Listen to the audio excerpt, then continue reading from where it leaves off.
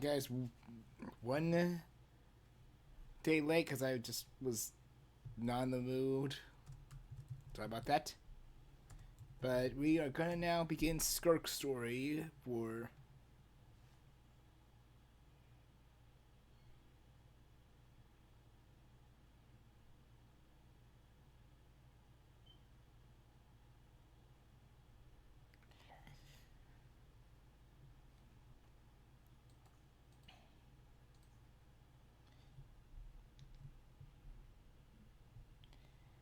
I was just getting so yeah, but sorry, losing train of thought. Either way, sunglasses off.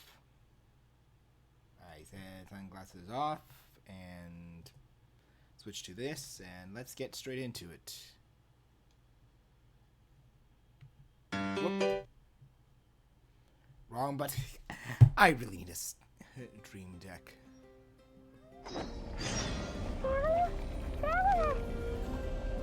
Gee, there was Space Up City over there. What's up with you today?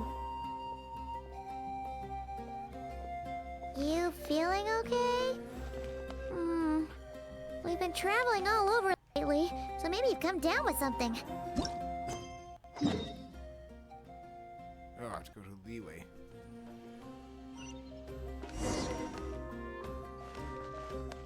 I guess I'm going to be using Skirk for this. Why wouldn't I? I haven't fully optimized her yet.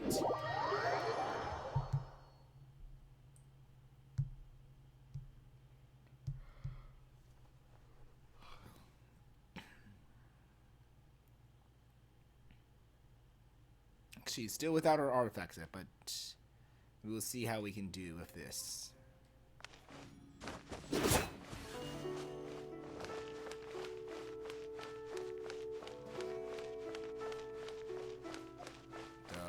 My team needs some healing because, oops, got its ass kicked.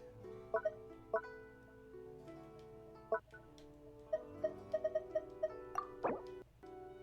bit elsewhere.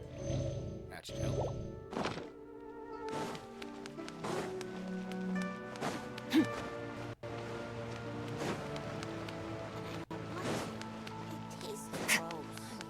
Oh, Baiju wasn't in his shop.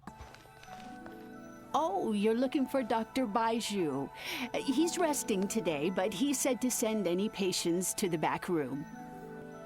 Ah, okay. Thanks. We'll head on through. Is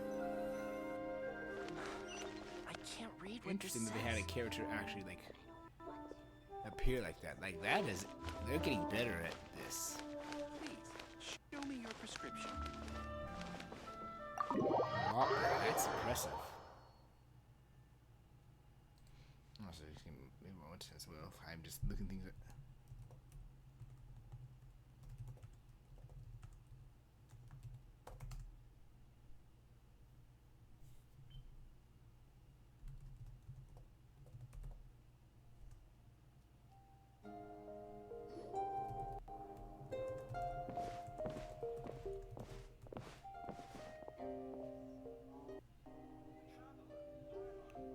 Traveler, Paimon, welcome. What can I do for you? It's the Traveler. He looks absolutely beat these days. He has these huge dark circles around his eyes, like he hasn't slept a wink. And he keeps spacing out. You have to call his name several times before he snaps out of it. What is he sick? Yeah, I switched back to English for this one.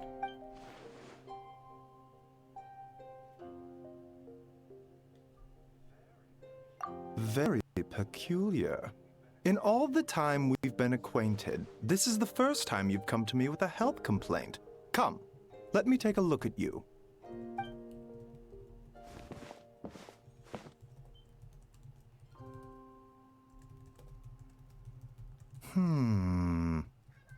Okay, Paimon does not like that expression, Baiju. It's not serious, is it? Complexion is good, eyes are clear, breathing is steady, pulse is strong. Physically, you appear to be in good condition, Traveler. In theory, your energy level should reflect that. You should be feeling right as rain.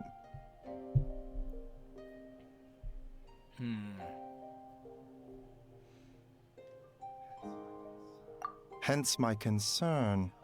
A clean bill of health is usually a good thing, but in this case, it likely means your situation is more complicated. Physical illnesses come with detectable symptoms that can be used to diagnose, medicate, and cure the condition. But afflictions of a non-physical nature, they fall outside a doctor's realm of expertise. Huh? What do you mean, non-physical nature? Curses, dark magic, it's hard to say. It could just as easily be a simple case of mental fatigue. Why don't you rest here for a bit? Whatever it is we're dealing with, clue condition are sure to reveal themselves in time. Once we know the root cause, we can administer the right treatment.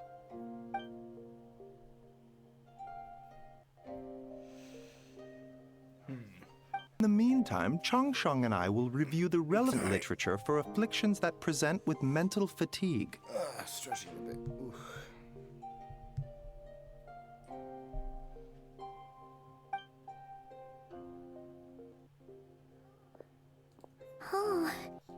be a rare condition if not even Baizhu and Changsheng have seen it before. Well, all we can do is take their advice. You look like you're about to collapse anyway. Just get some rest. Paimon will be right here by your side. Fingers crossed you'll be all better when you wake up.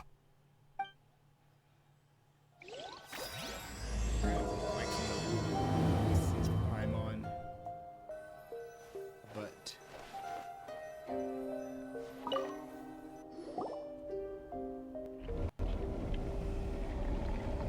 that's another rather remain anonymous. Which is fair considering like situations I'm not going to discuss about here because I'm going to keep things happy here. Still, like, I applaud their work.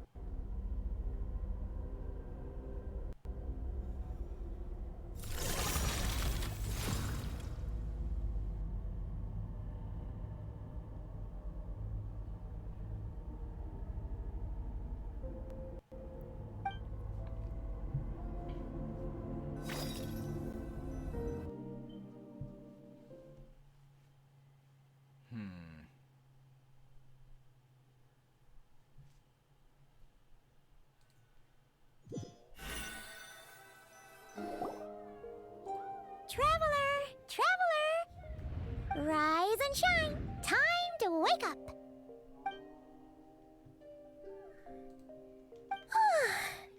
For once, you're making Paimon look like an early riser. It's already afternoon. Hopefully all that sleep did you some good. Feeling any better? A cut? What? Did you scratch yourself in your sleep? All right, let Paimon take a look. Nothing serious. Nope, nothing there. Wait, did you have a nightmare? Okay, don't panic. Paimon heard that dreams tell us what we need by showing us the opposite. So, if you had a nightmare, maybe all you need is something to cheer you up. Come on, Paimon will treat you to something yummy. Always food with you, Paimon. Always food. Yeah. I'll admit, I don't trust Paimon as a character, but I like this voice a lot better still, though. I like this new voice better. It's kind of make me like put hope that maybe they will pull a fast one and Paimon won't be. Yeah, relate the unknown god related to it. What? So, in this dream, you were trapped in a weird place with thick fog everywhere, and then a spike came out of nowhere and stabbed you in the back? Oh. Okay, well, that's a new one. Are you sure it was a dream? Because from the way you describe it, it sounds like you were really there. But then again, you woke up right where you went to bed. And you were definitely in a deep sleep this morning. Then, it's decided. Paimon will stay up and watch over you tonight. If anyone tries to mess with you, Paimon will beat him up. I'll wake you up first, and then we can beat him up together.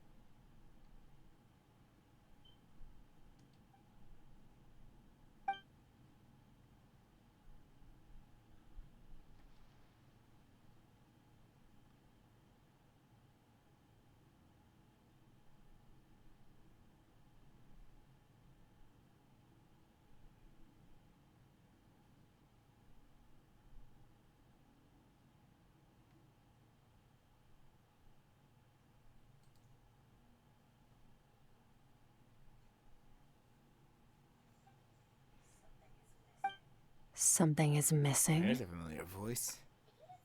Did you say something? The flesh remains whole, but the soul is incomplete. Left unresolved, the mind will wither away along with it. Ah! What the? Wait! Paimon remembers you! Your child's master! Skirk? Right! What are you doing here? The last time we saw you was at the Primordial Sea in Fontaine, right? But then we left and never learned where you went after that. Child's been looking everywhere for you, by the way. What brings you to Wanmin Restaurant of all places? You came here looking for us? And were you the one behind that hocus pocus just now? Tell me, what is it that you saw?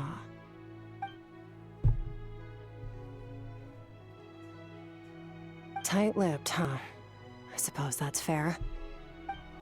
You. I'll take a glass of wine. Hmm? Oh, of course. Coming right up. We make this one in-house. It's not too strong. Enjoy.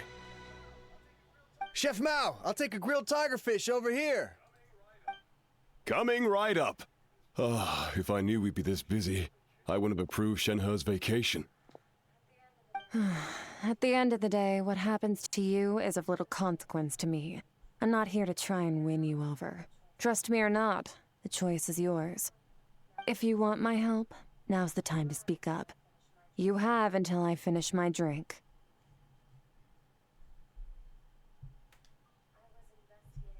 I was investigating an abyssal disturbance in the area and happened to notice you. Part of your soul is damaged, and the wound bears traces of abyssal corrosion. Need I say more? Neither of those things sound good.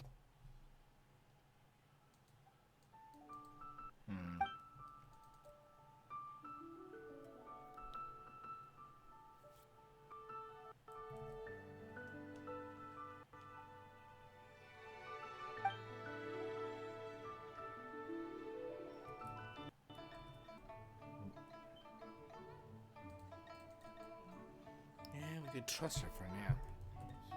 Well, should we trust her? She mentioned an abyssal disturbance.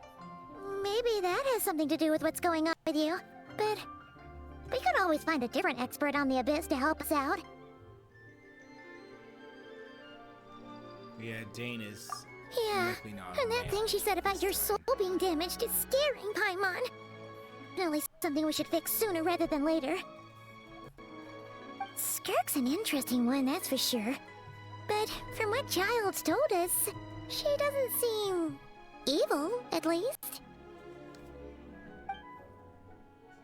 1, 2, 7, 10. That'll do.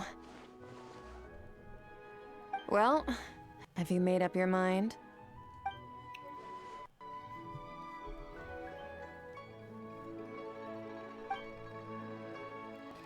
Yeah, like, I kind of figured, like, the Traveler would be unvoiced as well. But I know both of them are coming That's all back we know, Miss after this Skirk. update. Ma'am, can you help us? So, you couldn't disperse the fog. I understand. Come find me in the Guili Plains when you're done here. Oh, and I left cash for the drink on the table. Settle the bill for me, will you? Oh, okay. Huh? She disappeared! Very mysterious. Very mysterious indeed. Wait, hold on. You overpaid. Here's your change. Oh, no, this includes the drink, so it should be the right amount. I didn't think you two ordered a drink. We didn't. It was that lady who came and sat with us, remember? You brought it out to her yourself. You sure? I could have sworn there were only table. What? What? What'd you put in their dish, Chef Mao? Some kind of hallucinogenic mushroom? You got them seeing things. saying things. Wait, so neither of you noticed her? Young lady? About this tall, wearing a purple dress? She ordered a glass of wine! Oh, now you mention it, that vaguely rings a bell.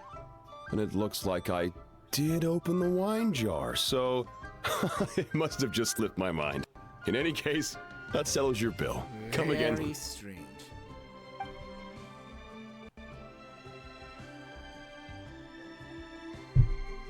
Coming!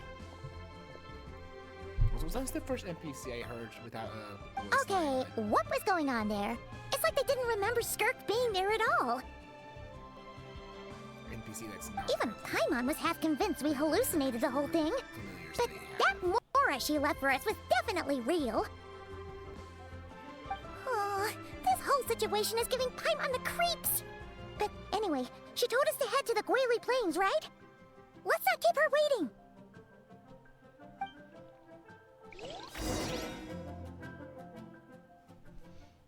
Yeah, this was also be a good way for me to get used to playing as Skirk.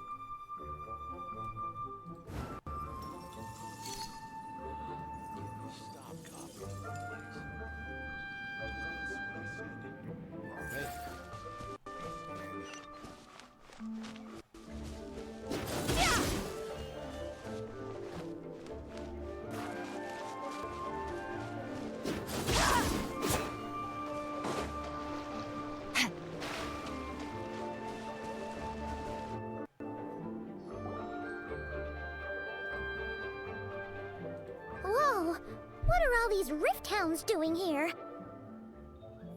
Huh, looks like they're collecting something. Let's go check it out. I guess we're taking care of this first. Oh, hi. My guiding stars, stars, shine for me.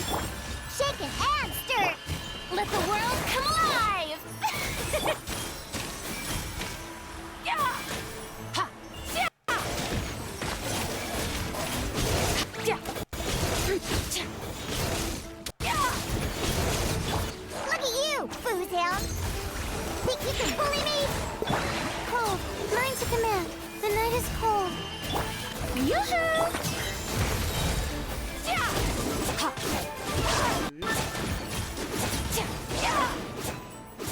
Wow, that went well.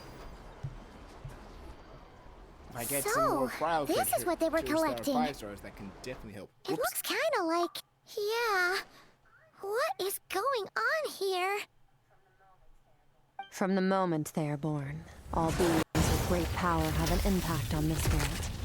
Even if their body is sundered and their soul extinguished, their influence remains. Gods are the most common example of that. The remnants of gods who fell thousands of years ago remain buried deep within the earth, carrying within them a warped will and a dark curse. Together, these remnants form what you call god remains, and it appears that some of those sealed here were dug up and removed. There are traces left, but they're fading fast. What are you doing? Nothing. Just wanted to make sure you were, real? She's definitely not a ghost traveler. Paimon poked her, and she's solid.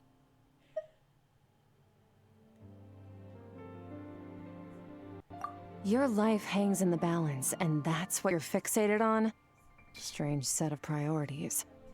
It was just a trick to avoid being perceived. If someone notices me, those memories are erased. Simple as that. Unlike you, I have no desire to establish a connection with the world. The weak and the lowly have no right to remember me. They're lucky they only have a few missing memories. Now, can we please get back on track? Okay. Jeez. Where were we? Right. The god remains. So, basically, there's now less of them here than there used to be, right? Isn't that a good thing? In our experience, god remains are 100% bad news. A lot of terrible things have happened because of them. Maybe it's a good thing by human standards, but power doesn't come from nothing, and it doesn't just disappear for no reason. The remains aren't just gone, they were taken.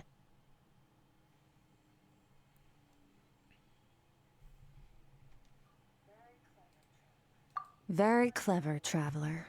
You aren't the only one who had something taken from you. There are victims like you everywhere.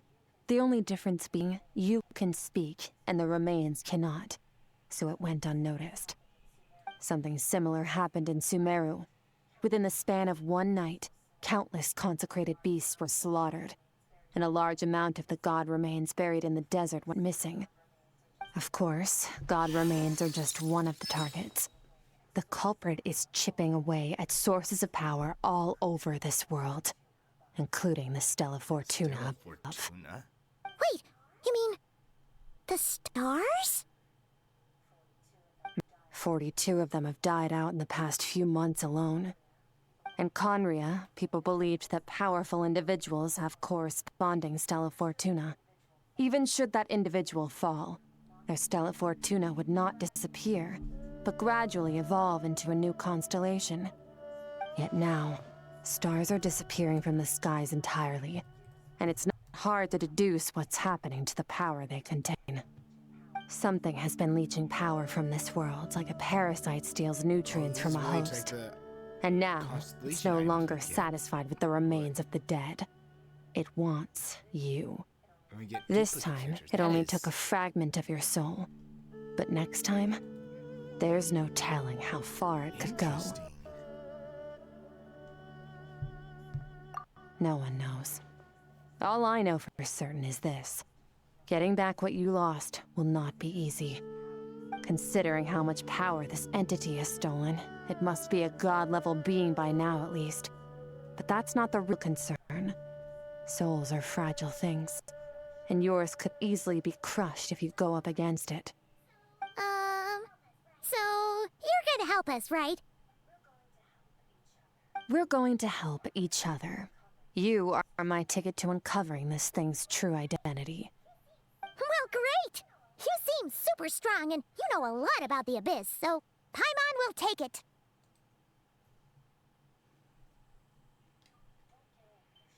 Don't get all mushy on me. All I'm doing is helping you get back to normal after a sudden crisis. And I should warn you, getting mixed up with me can have unforeseen consequences. We're on very different journeys. You don't want to be in my debt, trust me. You help me uncover the truth behind this entity, and I'll help you recover what you lost. This is a transaction, that's all. You would do well to remember that. Okay. Chill. Now, come along. Jeez. Yeesh! You'd think she'd be a little friendlier since she's agreed to help us. But nope, she's just like when we met her in the primordial sea. So cold. Well, whatever. If that's how it's gonna be, then she doesn't deserve our friendship. What she does deserve is a super embarrassing nickname.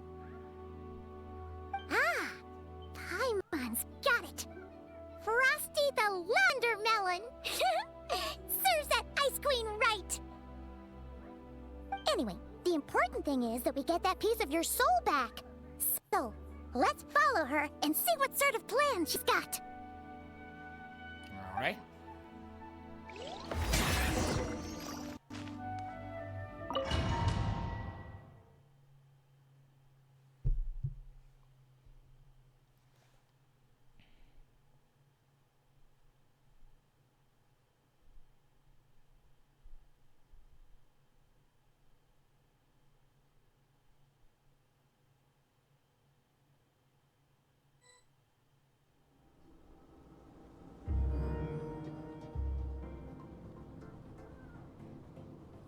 Whoa!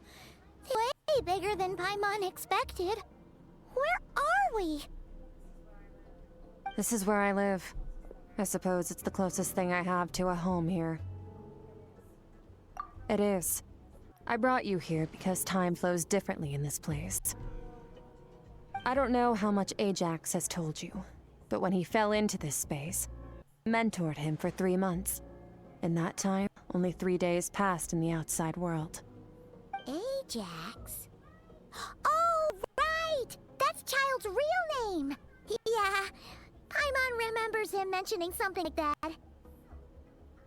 So, a month here is equivalent to 1 day in the outside world? That should mean we're safe from that power-hungry soul snatcher for now, right? Yes, well, I didn't bring you here just to show you around. In the outside world, the Traveler could be attacked at any moment. But coming here has bought us quite a bit of time. Now, we just need to figure out how to investigate that place you saw. The one full of fog. Both your description and the abyssal disturbance I felt point to that space having some connection to the abyss. It could even be a domain similar to this one. The thief who stole that fragment of your soul is hiding there.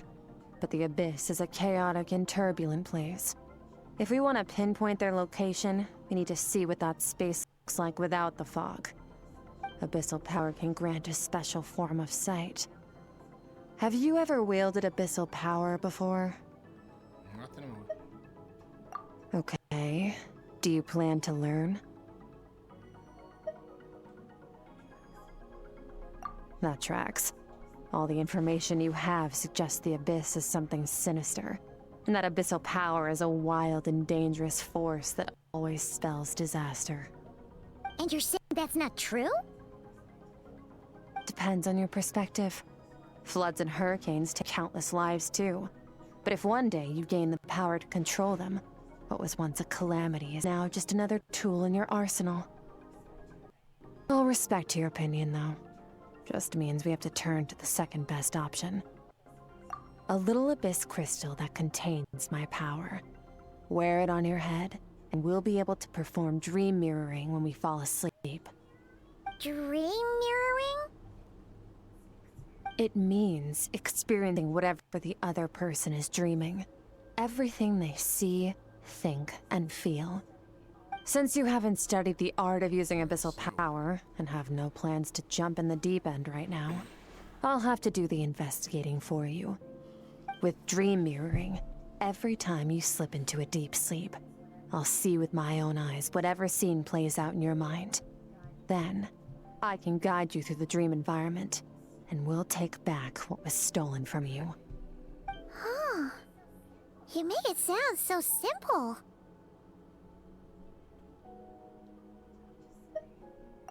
Tough to say. This is an unprecedented situation for both of us. Even assuming we do manage to find where this entity is hiding. Guy said, getting your soul fragment back won't be easy. To play it safe, I need to give you some special training first. Wait, you're gonna teach him some of your martial arts? Does that mean that the next time we see Child, we have to treat him like our... Do as you want. For my part, I don't see you as my disciples. You're already a pretty good fighter. All I'm planning to do is build on your current skills, and train you for the specific scenarios that I think we might face. Fair. But that's enough talk. If you're ready to do this, then come with me. Time might be more lenient here, but that's no excuse to waste it. Oh, she moves fast. Paimon can hardly keep up with her. So, special training, huh? kind of a rare opportunity. With your skills, there's not a lot of people qualified to train you. The last time something like this happened was probably anti-Raiden Shogun training, right? Oh, feels like a lifetime ago. Skirk seems pretty strong too, though. Remember how she said that the all-devouring narwhal was just her master's pet? Maybe we really will learn something here.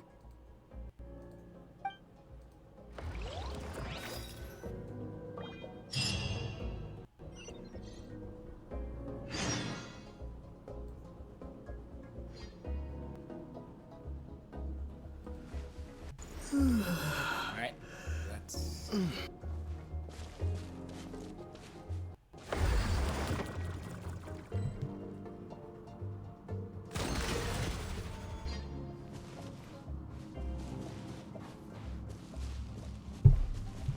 Are we gonna actually fight her? Ready? Bring it on! Your training will be split into 3 stages.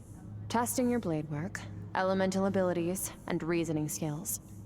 We'll start with blade work. You're no rookie in this area, so I won't bore you with the basics. During your long journey, you've no doubt sparred with a lot of talented sword fighters. Consciously or not, you'll have picked up all kinds of techniques from them. You bet! There's Kaya, Master Jean, Kuching... Oh, and Kazuha, Ayaka... Yeah, we've met sword masters like you in every nation we've been through. You sparred with a bunch of them too, right? Nice to know it's all gonna come in handy now. Don't get too smug. In sword fighting, techniques alone are not enough. You need a cohesive system to bring it all together. Or school of fighting. To use the human body as an analogy, your style is your skeleton, the foundation, the framework. Techniques are the muscles and other flesh attached to the bones. This is where your strength comes from. Improving your sword fighting is like growing that body. If your frame got bigger and taller, but you didn't add any muscle mass, you'd be weak and flimsy. Then again, if you packed on pounds of flesh without a big enough frame to support it, you'd end up bloated and unwieldy. You need to do some introspection. Take a good, hard look at your past experiences, and figure out which parts of what you've learned are just techniques, and which parts can be used to form your own system of blade work. Only then will you get the full utility out of all your thoughts and observations along the way. Only then will every strike you deliver make perfect sense. Wait, is that it? Paimon thought you were gonna teach him some cool new moves. Like when you went swoosh and opened a tunnel to another That's a place. piece of power. I don't think we're gonna learn that. One day, you'll reach a new level of power where you realize that even that's as basic a trick as any other. But right now, our sword styles are so wild different that teaching you mere techniques is pointless. There are no shortcuts in pursuit of power. Failure is your best teacher, and rigor is your coursework. That's all I have to say. Time to make a start. Train until you're satisfied with yourself. Now focus.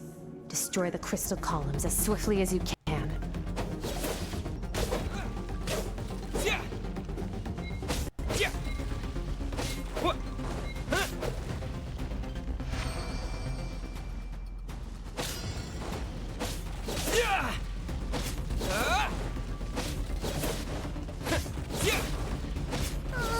This is making Paimon's head spin.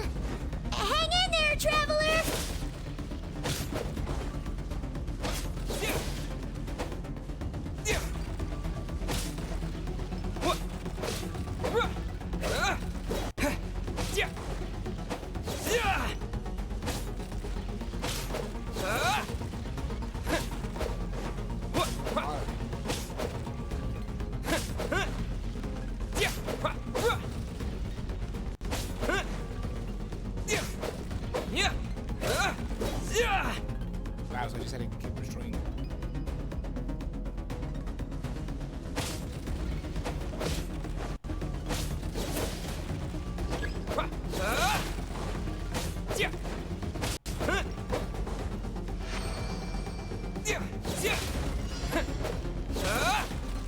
Oh, jeez. That.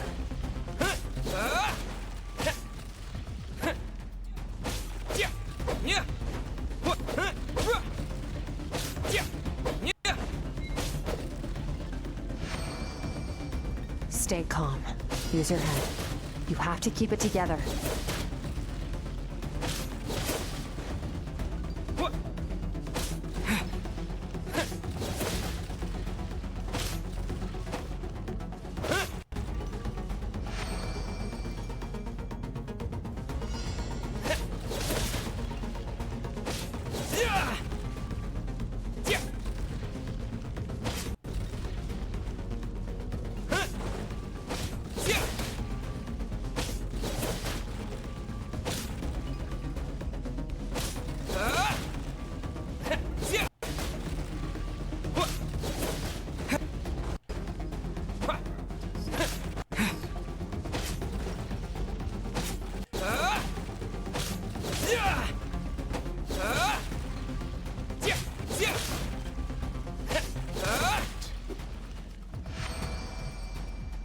Can we get that permanent?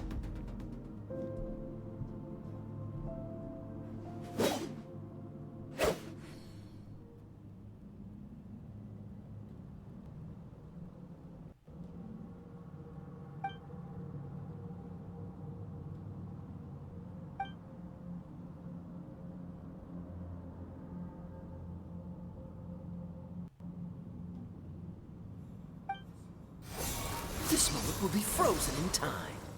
Cut to the chase. Consider a moment of true mastery that you've witnessed in another person, and ask yourself, what lies beneath the surface? What's their guiding philosophy? What's their state of mind as they maneuver their weapon? Now take that and practice it right away with speed, skill, and strength, over and over, until your hand is one with your mind. This is the only path to true growth. Step on up. Dance with the waves.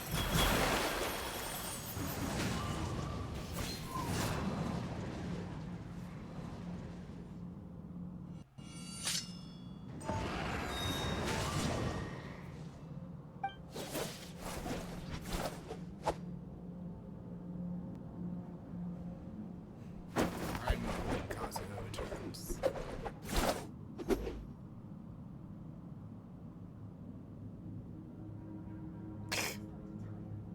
If you start to tire, empty your mind, but do not stop. Stay in that frame of mind as you keep up the fight. Get rid of all redundant movements. Imagine your sword is an extension of your own body. Wield it just as you wield your arms, hands, and fingers. 'Twas on a deserted, moonlit night that the hero approached the vile dragon's limpid lair. Ring cutter! Feathers fleeting wet, the white heron treads water, a sight without flaw. Master of Inazuma Kamisato art Tachi.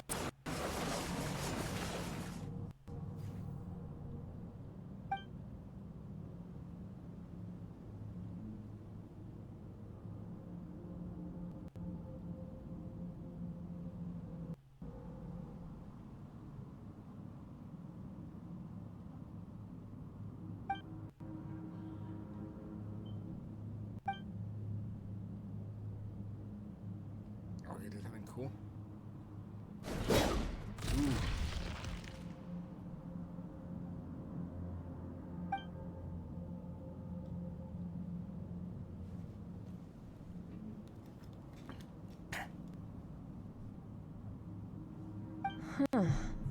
Looks like you've made some real progress. That concludes your training session. Awesome! Paimon knew you could do it! How do you feel? As you should be. Time flies when you're training hard. You've actually been going for several days now with no rest. Yeah, meanwhile, Paimon's had a whole bunch of naps. But you were so focused, she didn't want to interrupt you. Go get some sleep. I'll be doing the same very soon. Let's hope you see that foggy place in your dream, so I can get this investigation over and done with.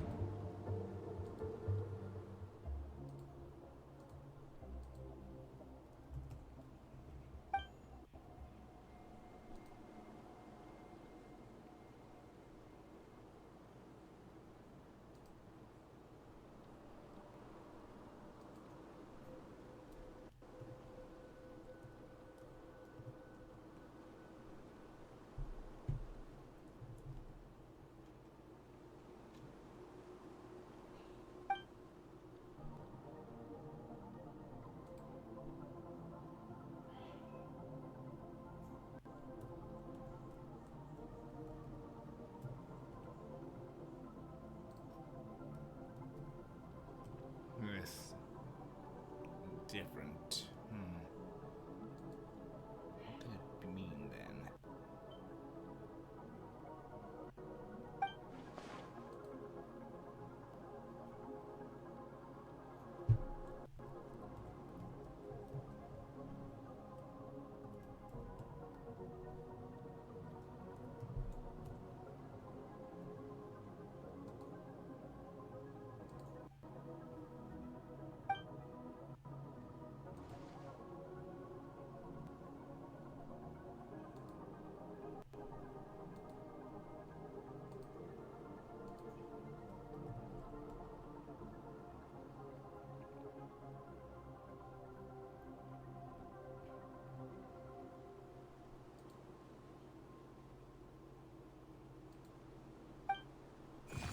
What on earth?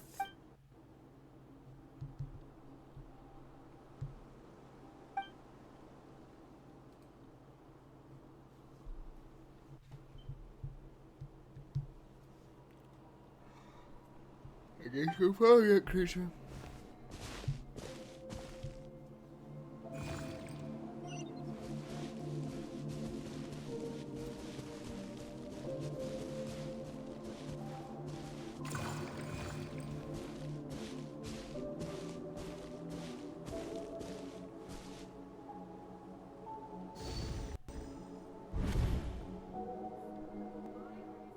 Skirk, why are you skipping classes again? We've talked about this. 'Cause he's a crabby old man, and he's a boring. I don't like going to his classes. Excuse me. You shouldn't talk about your teacher like that. It's very disrespectful. All right, let's not get into a big fight about this. Skirk's learned what she needs. There's no point forcing her to sit through more classes if she doesn't want to be there. But I'd still love to hear about what you got up to yesterday. Why don't you tell your dad all about it? I went diving, and I saw this huge fish. I never knew they could get that big. It looked kind of dumb, though, with that stupid big fat head. I tried to shake its fin, but it just spat water at me. Oh, and today, I'm gonna go to that prairie up north. There's supposed to be this giant bird there that can spit fire. I bet if I climbed on its back, it could fly me all the way to the stars. Then I suppose your old dad should get one as a pet too. Otherwise, how are you gonna hear me call you for dinner up there in the stars? When it's time to eat, I'll come back on my own, Zilly. Anyway, gotta go. Bye, Mom. Bye, Dad. Wait! Put on a coat at least. You'll catch a cold. I'm talking to you, young lady. You spoil that child, you know. Ever since that merchant ship arrived, she practically lives outside. Always going on about beyond one day, whatever that means. Ah, let the kid do what makes her happy. Besides, we both know you're all bark and no bite. Come on, our little adventurer is gonna be hungry when she gets back. Let's get started on dinner.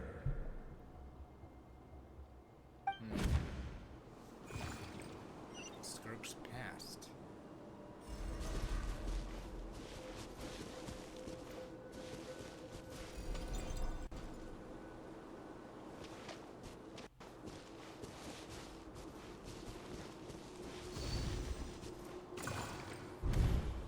The stars shimmer high above. But what lies beyond the stars? Mountains as far as the eye can see? An endless snowy plain? Or maybe buildings taller than the sky, like the people from the merchant ship said? I can't be the only one asking these questions. The universe is fascinating. If only I could meet some other people like me. We could set sail together and explore every corner of the world. I'm sick of being a kid. There's so many amazing things out there, and I'm ready to see them all. But for now, I'm starving. Better get back.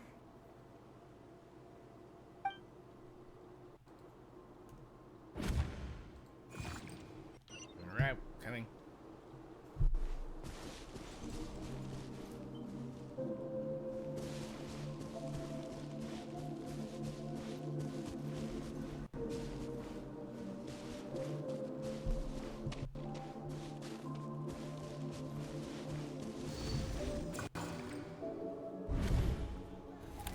Don't let a single one of them get away! No, please, spare the children! Stay back! They're coming! Run! Help! Eliminate the threat. Take him down. Don't be scared. Ah! This way! We'll never make it! Fire. There's fire everywhere. What happened? I told you we shouldn't have trusted these outsiders!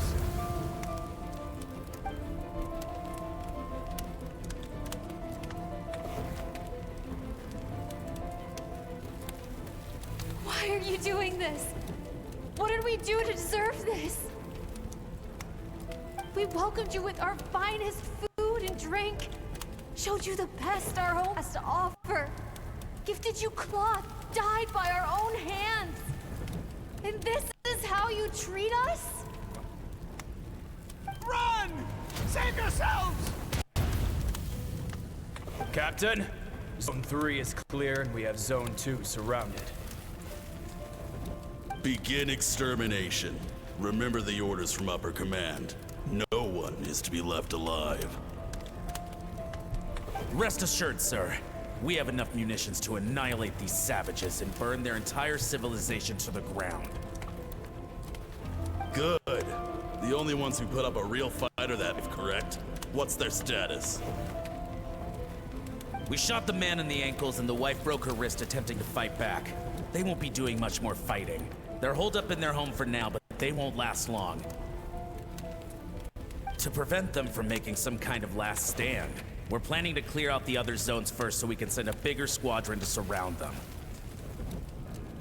Well, well. Turns out some of these beasts do know how to use their claws. Now the threat these savages pose will be undeniable. Let them cling to what's left of their lives for a little longer. Once the other zones are cleared, I'll cut off their heads myself.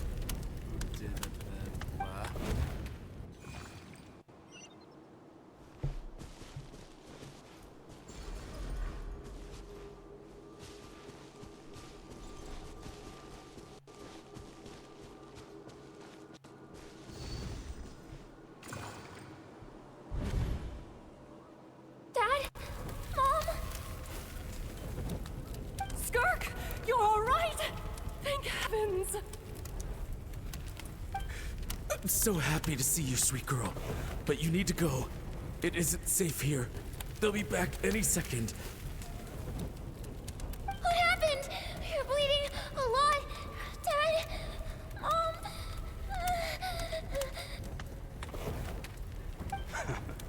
This is the place. Alert all units. Prepare to surround. Run, Skirk! Run as far away as you can. Don't trust anyone. Your dad and I, we're not afraid to stare death in the face, but we need you to survive. My clever girl, so curious. You're already so brave. I know you're going to grow up to be such a positive light in this world. Whenever you miss us, just play this song. Remember, life is a gift. Don't let darkness claim it. Break down the door! Look what we have here. A savage that can pluck a tune. Well, the show's over.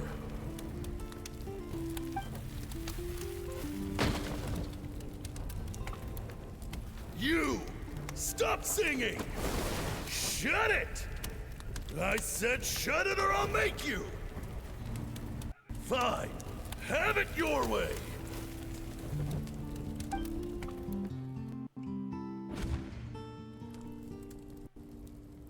Da da da da da da da da da da da.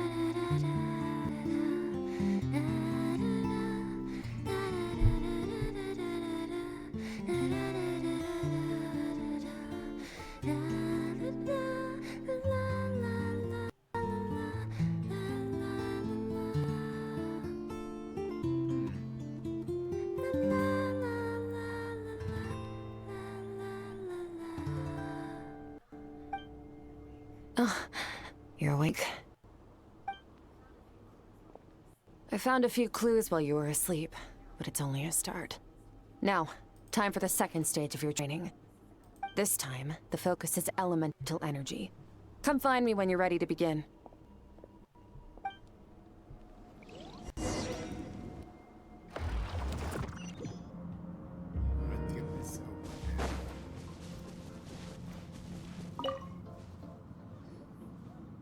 Man, staying in the abyss feels so surreal, don't you think? No day, no night. It's like time hardly exists. If we weren't careful to keep track, it feels like we'd have no idea how long we've even been here. Well, except for the fact that Paimon still gets hungry like clockwork. You go do your training. Paimon's got to grab him. Okay, you do that.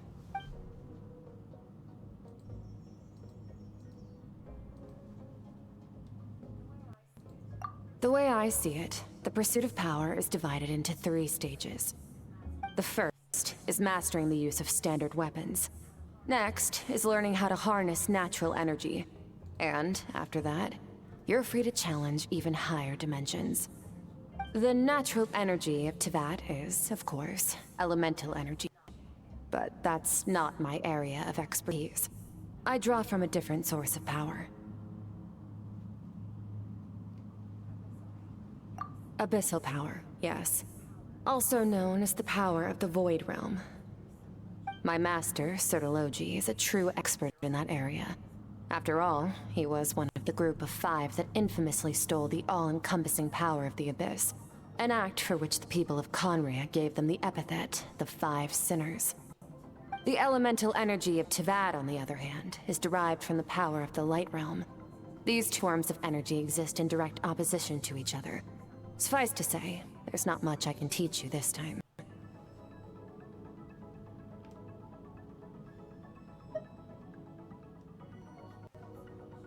A keen observation, traveler. Call it respecting local norms. The Abyss stands in direct conflict with the will of this world. So, to make my life easier, I disguise my power to make it appear cryo-like in nature. It's a technique I learned from some Conrian ruins, known as the Sin-Shifting Serpent. If you ever change your mind about delving into abyssal power, I can teach it to you. So I've heard. You seem to have a knack for removing abyssal power. But is purification really what's going on there? Like I said, power does not simply disappear. Just thinking out loud. Let's focus on your elemental training. That's what's gonna help us if the situation gets tricky. True growth comes from adversity, but only if you make yourself up again every time you fall. So, it's time to push yourself to the limit, and then keep pushing. This is the only way to advance at pace. Okay. Use the power of Animo to clear the field as fast as you can.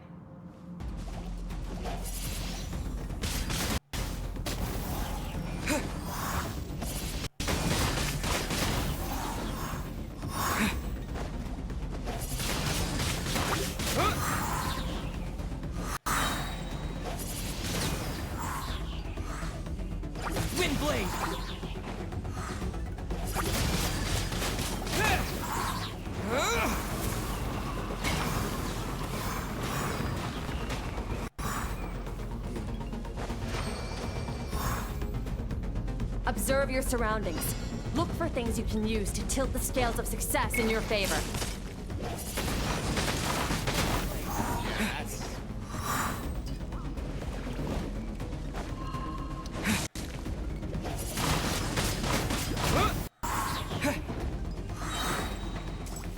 Disappear! Melt away.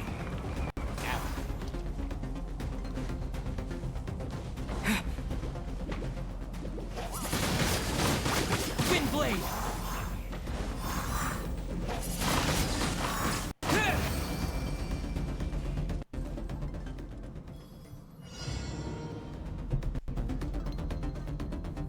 Hydro to destroy the spikes.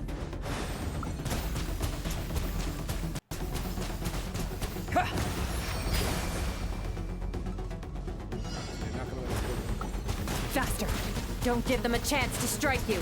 You need to be quicker than you were in your dream. You can't afford another injury like that.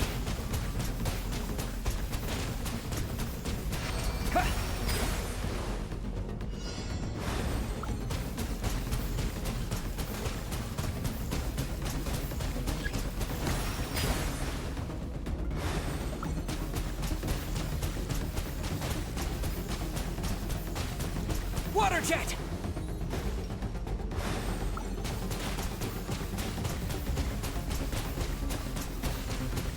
Go!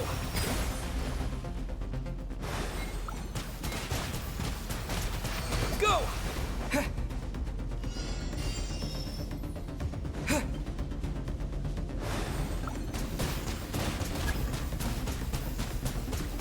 Go!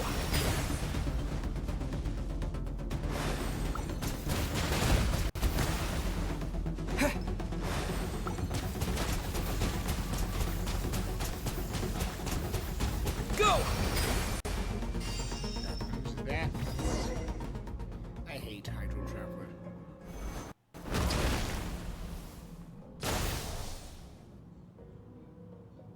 Yeah, we're in Dendron now. You need to understand what makes you special. The ability to wield elemental energy without a vision and switch between the elements at will. It means your aspirations need no approval from the gods. Your power is not bound by the rules of this world. So be bold. Do not be afraid to chart your own path.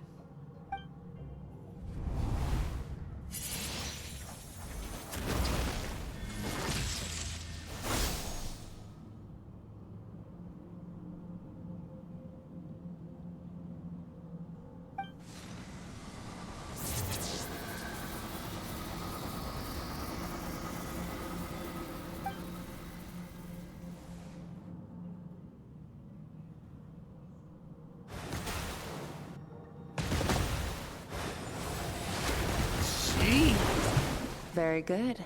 Why It can't seems you've Andrew be reached like a deeper that? level of connection with the elements.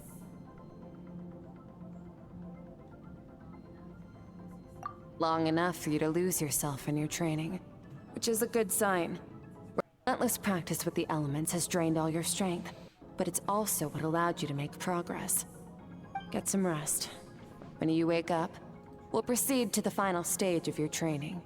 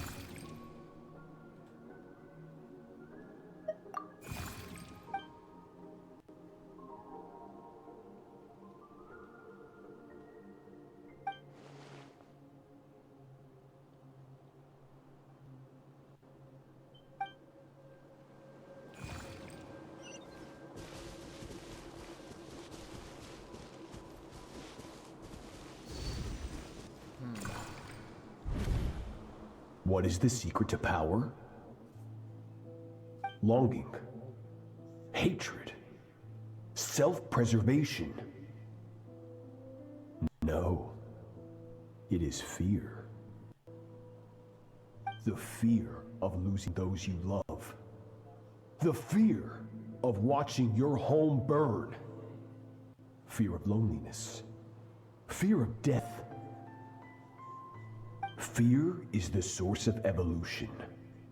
It forces you to adapt to their environment and overcome hardship. It is in the process of prevailing over our fears that we surpassed first ourselves and then the rest of the world. That fear is now part of you. It calls on you to evolve. And it is time to answer.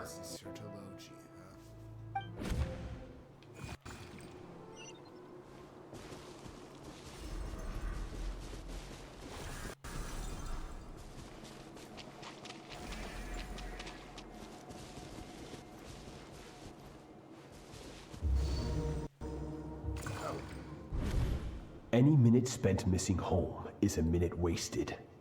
Practice your sword work instead. Do not make me tell you twice. But, Master, I can barely lift the sword anymore. If I keep going, I feel like my wrist is going to break. So it has not broken yet. Then pick up your sword and keep practicing until it breaks. I want to hear the cracking and splintering of bone. After all, bones can always be reset.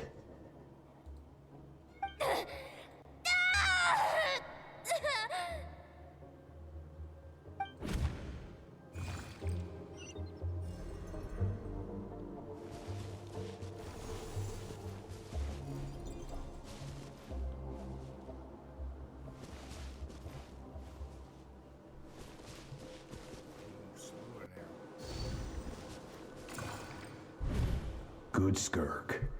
Once again, you survived. How do you feel? Cold and pain. These are signs that you are adapting to the abyss.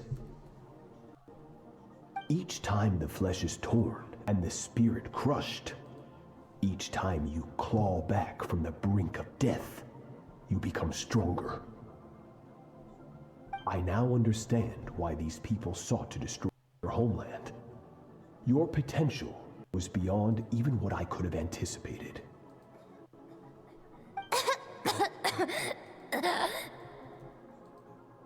But you still have much to learn in your pursuit of strength. Your mind is rife with distractions. From now on, I shall show no mercy in your training. You must learn to shut out all the pointless emotion, crush the self that makes you weak, and become master over your physical form. Get up, Skirk. Wipe the blood off your face. Cut away the rotten parts of your flesh. And mend what is broken. Then take up your sword.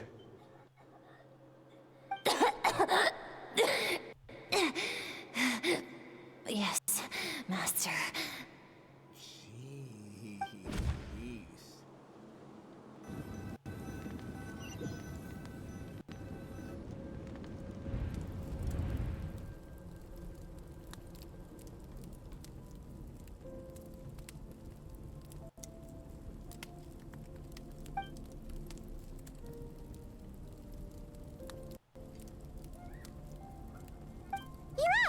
Hopefully you got some good rest.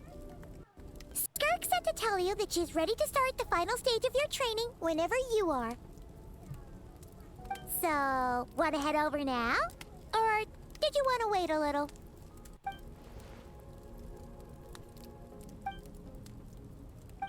If we can.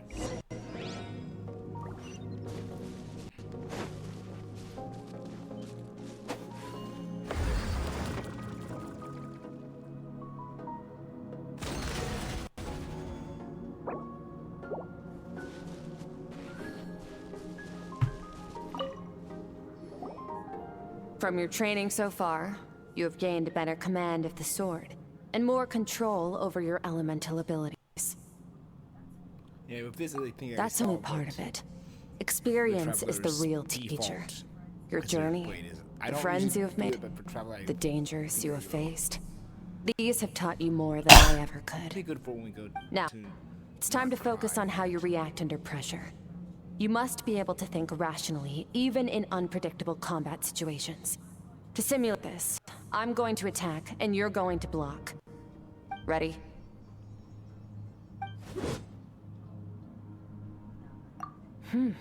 Not bad. That defensive stance looks near unbreakable. Just like your sister. Oh, that reminds me. You still don't know what happened to her, do you? Don't hesitate. Hey, no fair! That's cheating! You think every opponent has the same moral code as you? You can denounce their deplorable methods all you want, but only if you live to tell the tale. The dead don't get to complain. Strong emotions will always arise in combat. Anxiety, anger, fear. But a true warrior is never at their whim. Only when you are free from the influence of emotion can you make the right choice, no matter the situation. How amusing. Almost sounds like you think you know me. But you don't. You can choose your own path. We are not the same. Try to use reason over emotion. Make the most rational and advantageous decision in any given moment. This is your final training session. Look alive. Same drill as before, but this time I'm going to interfere. Hold your focus.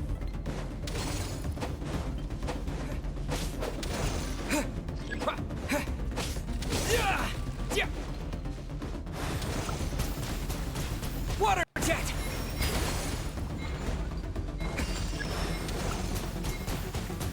Water jet! Water jet!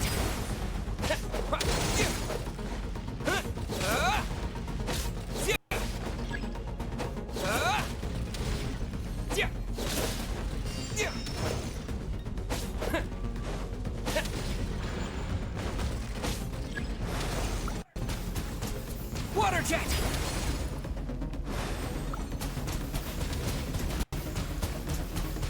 Go!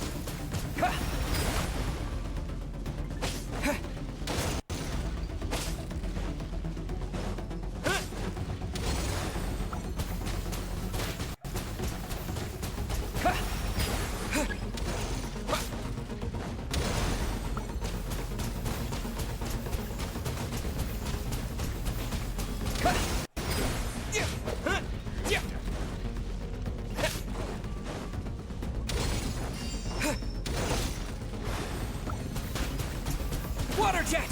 Not bad. Better than I expected.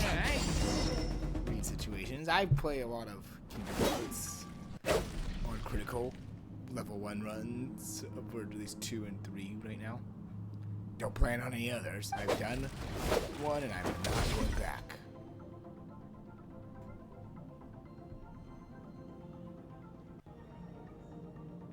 You're getting the hang of it. The first step to controlling your emotions is controlling your mind. You want a unified train of thought. It's down to focus.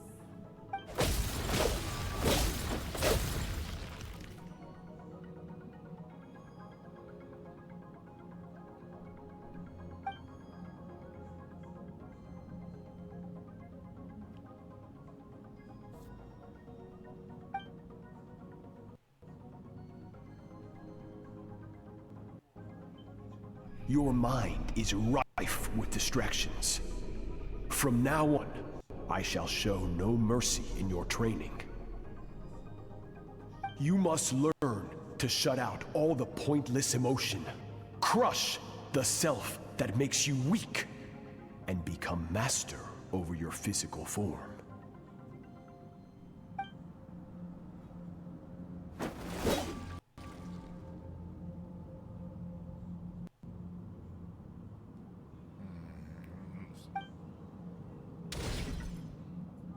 Stop.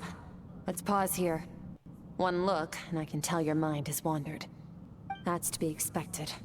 There's a limit to how long a human being can concentrate on one thing. Staying sounds simple in theory, but in practice, it's more demanding than sword work or elemental abilities.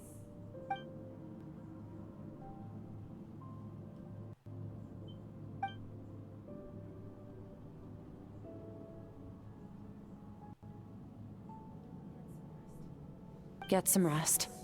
No point training further if you're already dead on your feet. Like I said at the beginning, the only goal of this training is for you to reach a point that you're satisfied with. You managed to push past your limits, which is a good start. You can be proud of that, and sleep well knowing that you've earned it. Oh, hey, Mario. Sorry, I was a bit focused there. Welcome.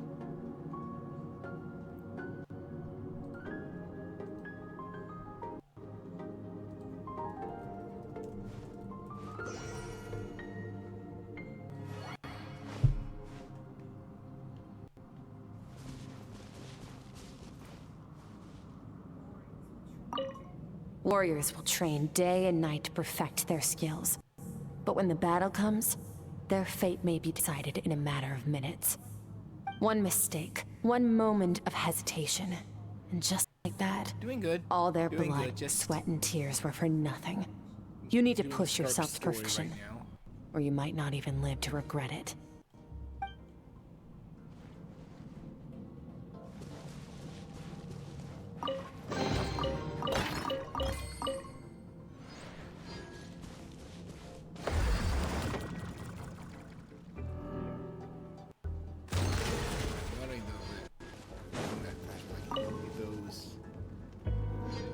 Constellation arms and legs of hers.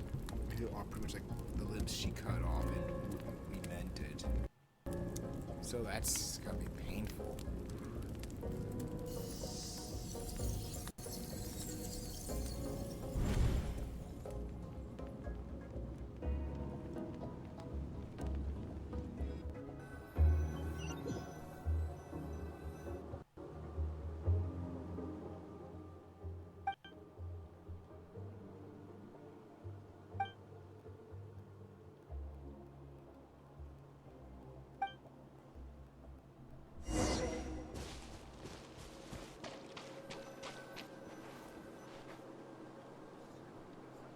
Skirk is amazing.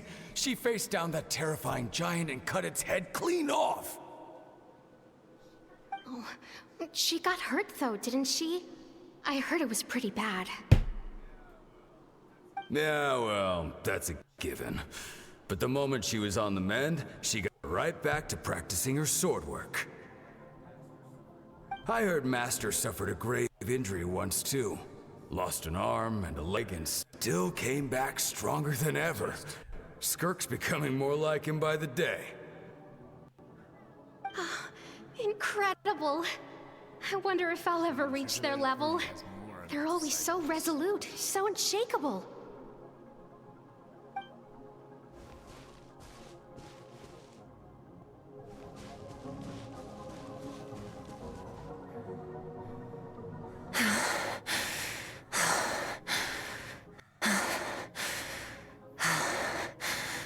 Pathetic. You're not even trying. You're so much weaker than you think. Have you become a positive light in this world?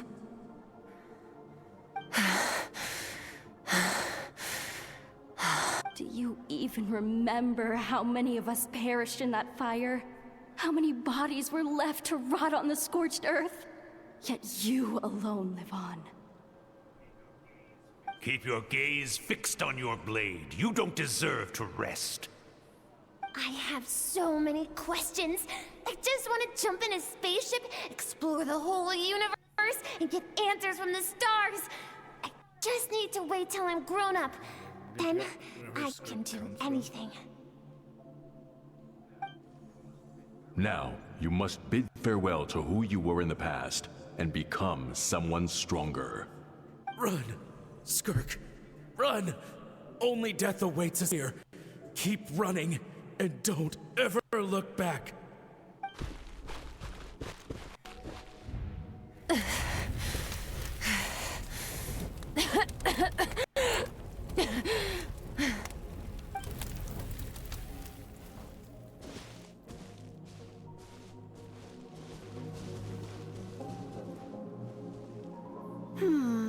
Let's see here. First things first, you need a new identity. Going around telling people you're from somewhere beyond the stars won't do, now will it? How about saying you hail from beneath the earth instead? As the Conrian saying goes, venturing out into the universe and down into the abyss are the same, in that both are braving the dark unknown. Well, I'm a visitor on this planet, so I'll follow the rules. Ah, splendid. That saves me quite a bit of trouble. Let me offer you a piece of advice in return. You what you want to hear. I know the pursuit of strength is important to you, but taking a moment for yourself every once in a while is never a bad idea. Ignore her existence for too long, and there will come a day when you can no longer hear her voice.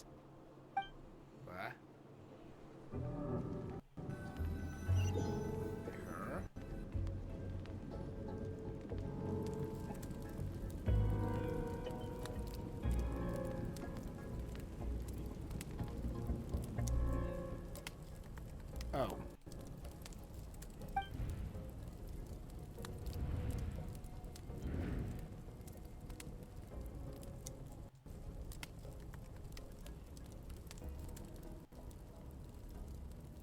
Sorry, someone was telling me like the game volume was a bit loud, so that should help, hopefully.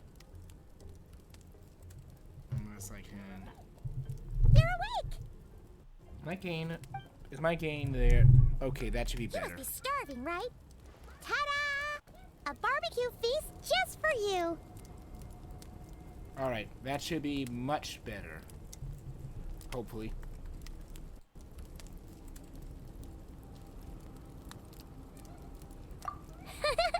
Of course you are! That's why Skirk and Paimon got this all ready for you. Dig in! Before it gets cold.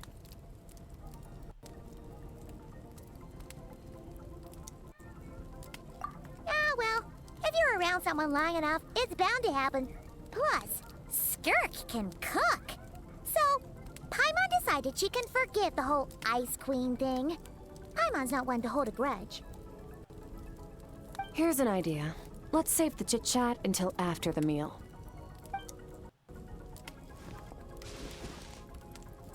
Oh, okay. Ugh, so full. Okay, it's Paimon's turn to sleep now. Wake her up when it's time to go.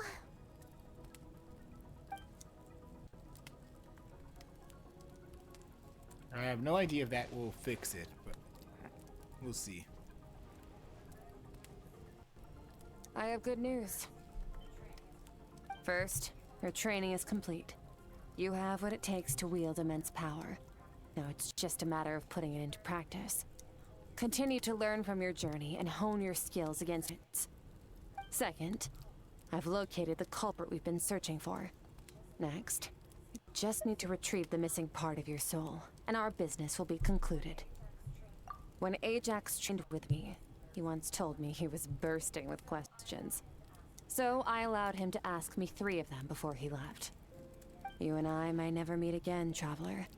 So if there's anything you want to ask me, now's your opportunity. Just like Ajax, I'll answer 3 of your questions.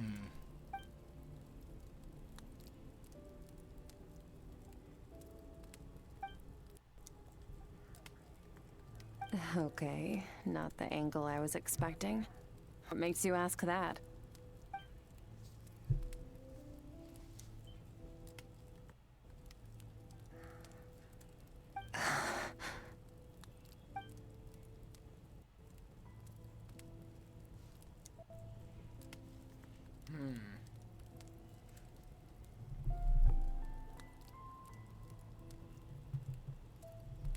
let me. Whoop. That might be a little too loud. Whoops. I knew that was a Okay, possible that should side be a little effect. better. Closed off my mind to you for that exact reason. Even with the dream mirroring, you should have seen nothing but endless darkness.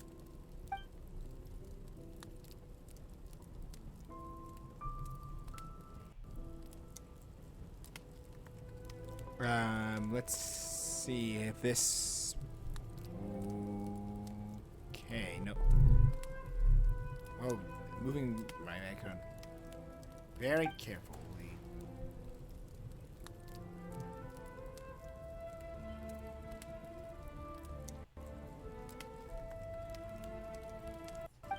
Whatever. Must have been a flaw in my execution. I shouldn't be too surprised. I want to look back Due on this. to some recent circumstances, my self-control has been lacking as of late. In what you've seen, there's no reason to hide the truth. All I ask is that you keep it a secret. No, I'm not from Teyvat. I'm from a different planet. And there was a time when I journeyed through the stars. A lot like you in some ways.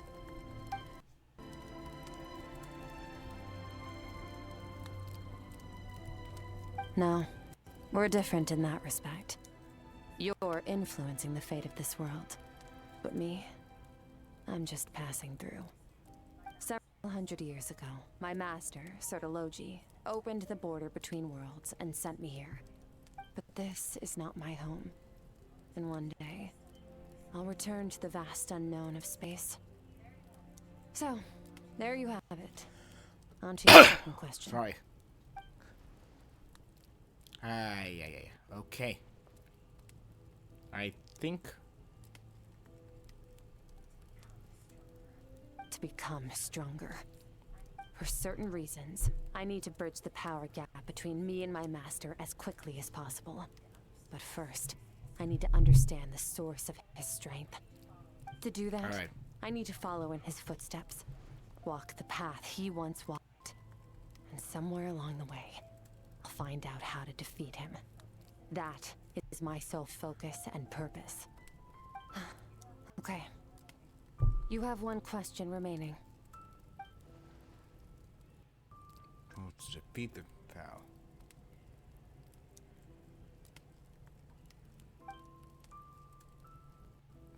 Why do I feel her reasons are because the foul is the one that did what happened? You make it sound so easy. Ever since the incident I experienced there, I've never stopped searching for Master Skirk and that unknown abyss. But it's been years now, and I've still found nothing.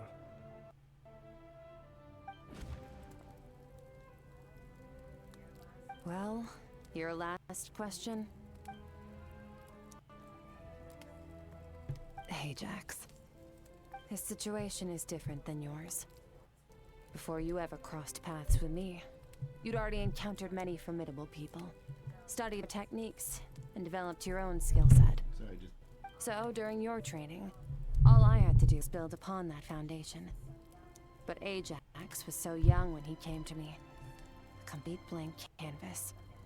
Children can't help but imitate their role models. In the long run, that would only hinder his growth. Once Ajax has enough strength in his own right, I will allow us to meet again. Until then, let that motivate him to reach his full potential.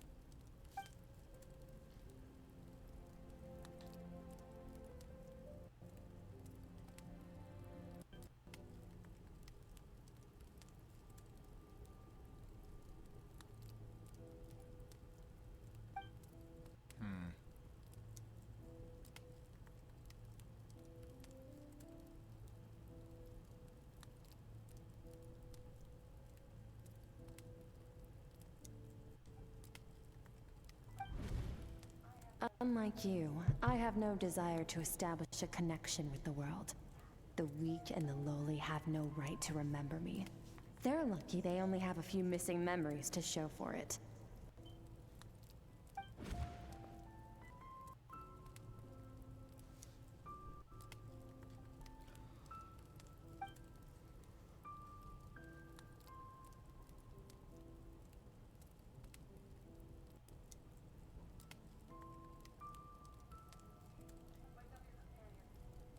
Wake up your companion.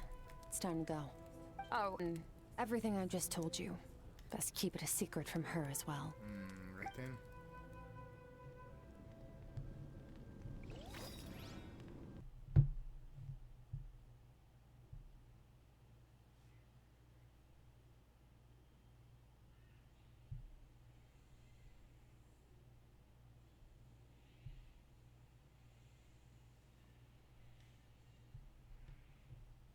Game, you gonna load? Game, are you gonna load?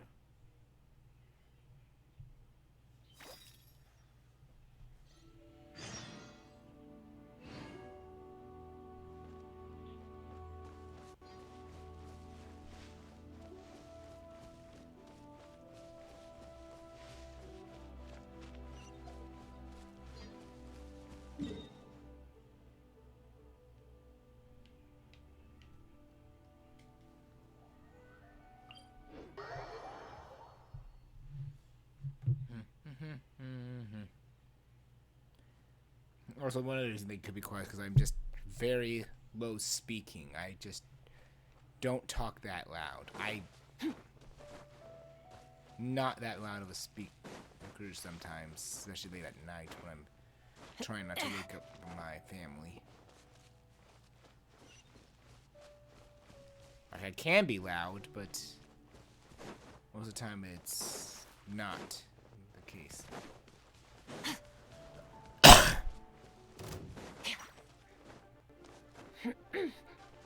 I feel I'm naturally loud sometimes, but I'm also just one that doesn't speak much.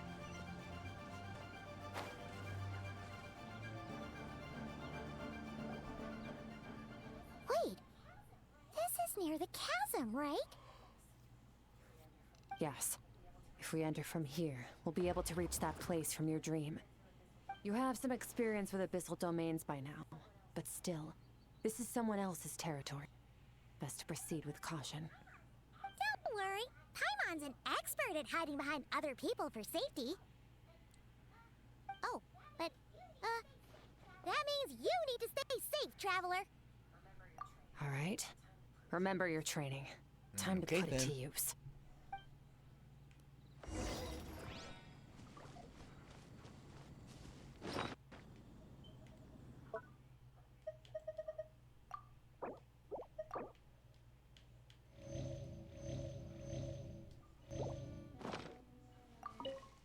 In we go. You know, I'm enjoying this team that I've built. Would I get Sinead for like a cryo boost? Yeah. Would I like to get Escoffier since she's recommended as well? Probably. It makes the most sense. I'm gonna get the chance during a cutscene. I'm gonna take a look at how what some of her skills are, because the one big problem with the team kind of team would be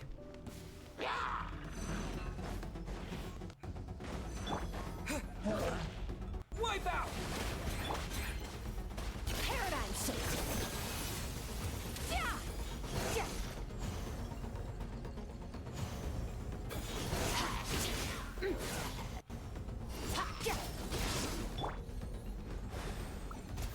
Water jet!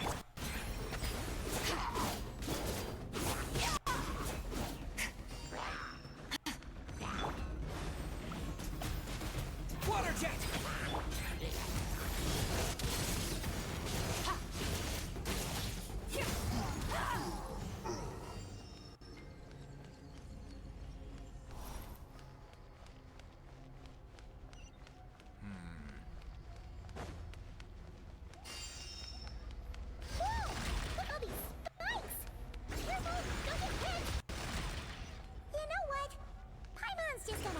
Behind you. Come on, you got this.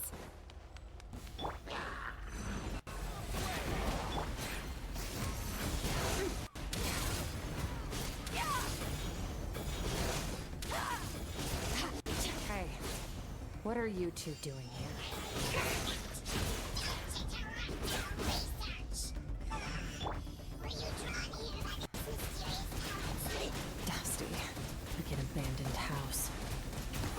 strong.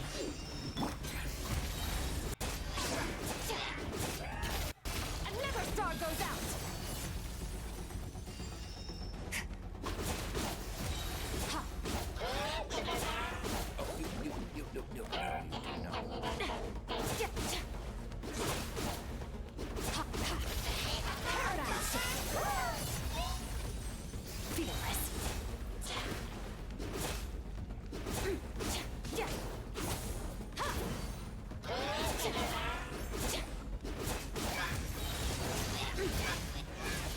Easy.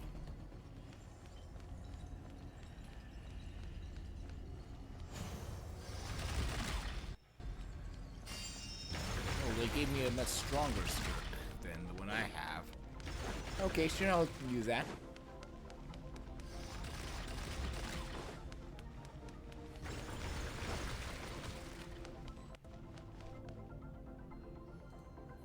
Oh, looks like this is a dead end. Did we make it to his hiding place?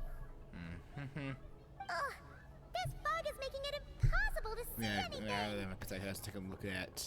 This should be the place where you were attacked, Traveler. The missing part of your soul should be nearby. Can you sense where it is? Okay, so Scoffy does have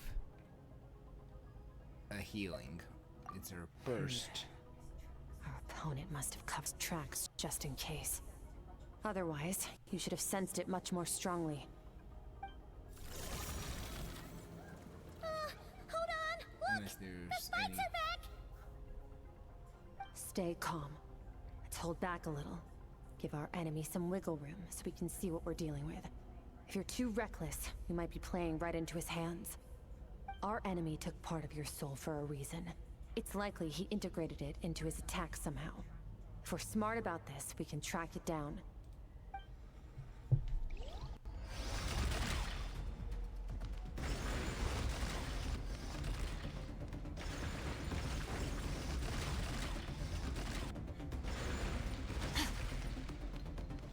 Okay.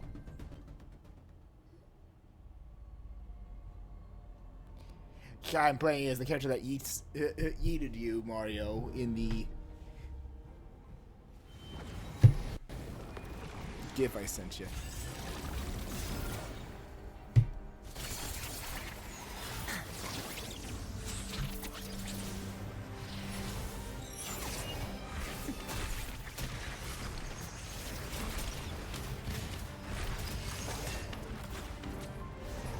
From the start, the attacks have been focused on me. Trying to break through my defenses? I see.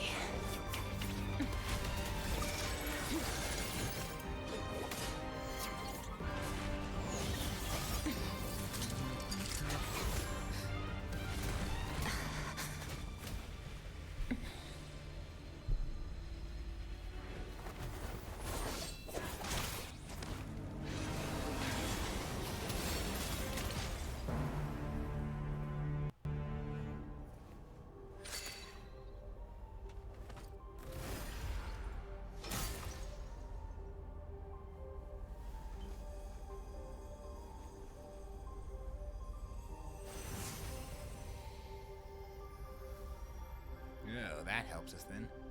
There. I got it back.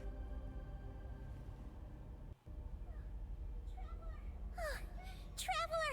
Skirk! What happened? It looked like Skirk just got...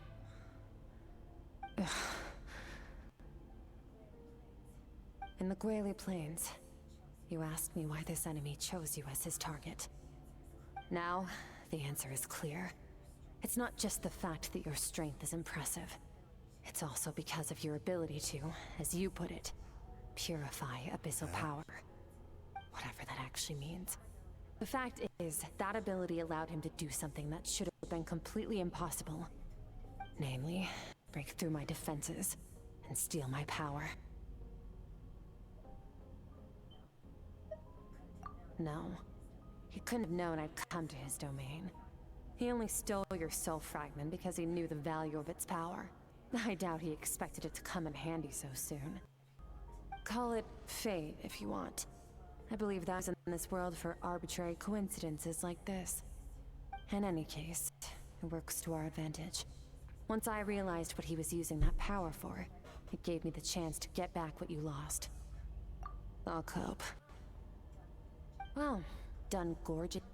Good. Time to answer some questions. How did you get the power of the all-devouring narwhal? The all-devouring narwhal? Oh, of course! Paimon knew that spike thing looked familiar. It looks just like that narwhal's horn! The narwhal? I highly doubt you acquired that power through your own strength. Tell me I'm wrong.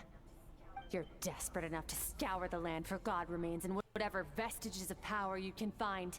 That alone proves you wouldn't be able to defeat a creature like that. Which leaves one possibility. You know my master, the Foul, Sertologi. The Foul?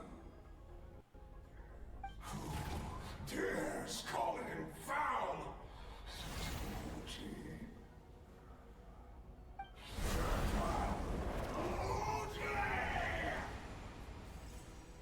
What's wrong? Bit off more power than you can chew? You're struggling to hold a basic conversation. Just a little longer. I'm still...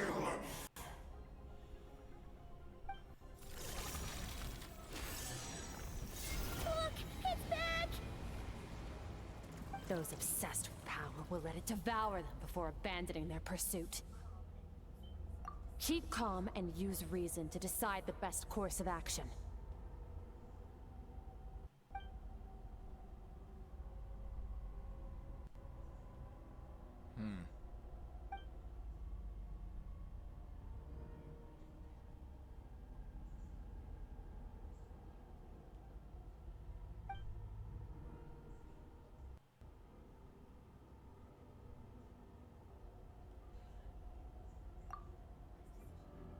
Wise decision. Final victory doesn't always come after a single battle. You've got your soul fragment back, so we both got what we came for. Let the enemy draw breath while he can. It won't be for long. Get us out of here, traveler. You'll need to lead the way this time.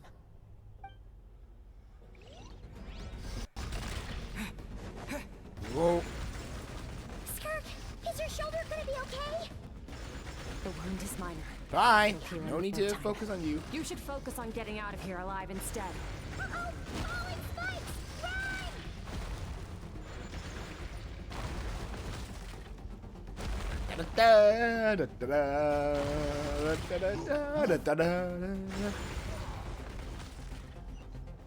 Yep.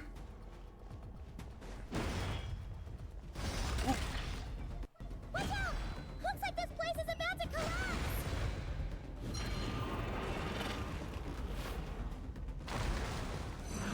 So, this guy's power has something to do with the all-devouring narwhal. Did you know that all along, Skirk? I had my suspicions. That's why I decided to investigate in the first place. But suspicions only get you so far. I needed to verify it for myself. That makes sense.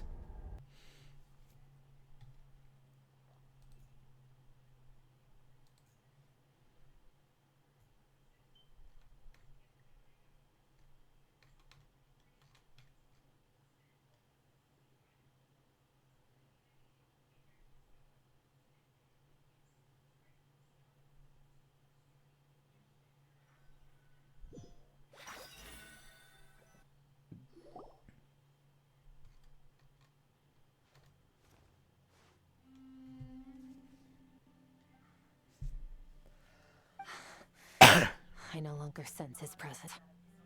Can't have followed us out of that abyssal domain. Weaklings like him will power is not so easily controlled. He won't leave in that place until he's managed to digest it.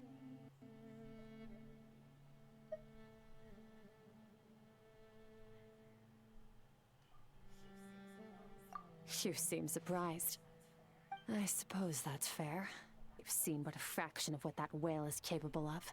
That gaping maw could swallow a planet whole. It's called the all-devouring narwhal for a reason. Devouring is what it does best. It can extract power from anything, dead or alive. as long as it manages to make physical contact. Yeah. When we had our run-in with that thing, Neverlet mentioned that it has an instinct to devour. Your dragon friend recognized the nature of its abilities and used the power of Hydro to protect you. That worked because it was in a satiated state, so it was somewhat less aggressive than usual. It's a different story when it has no more power to feed off of. That's when its true voracious nature kicks in. It could devour everything on the planet in that state, which is why I cast it into that void space. But I hadn't counted on there being anyone left on this planet capable of wielding its power. To me, that says he must have encountered the whale a long time ago. Meaning, he must have known my master. Exactly. It told me everything I needed to know. Hence why I said we both got what we came for. That was another one of the 5 And I sinners. believe that brings our end. Now that you're whole again, you can get back to your own journey. I'll handle the rest of this situation myself. No way! We can't leave now! Something was stolen from you because of us! We have to help you get it back! This isn't my first taste of failure or losing power. When you fall, you get back up again and become stronger. That's how it is. But what if that monster finds you before you're all better? Plus, how are you gonna get home? It's not like you can just go swoosh and open a door to the abyss again. Not without your full strength. So, sticking with us for the time being doesn't sound so bad, does it?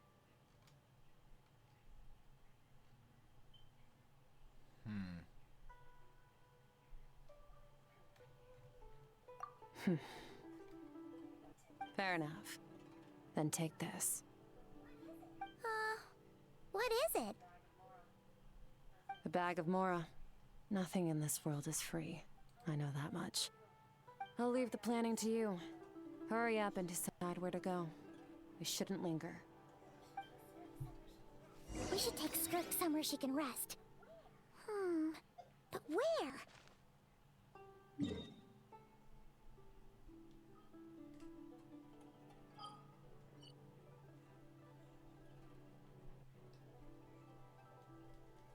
Back to the pharmacy then.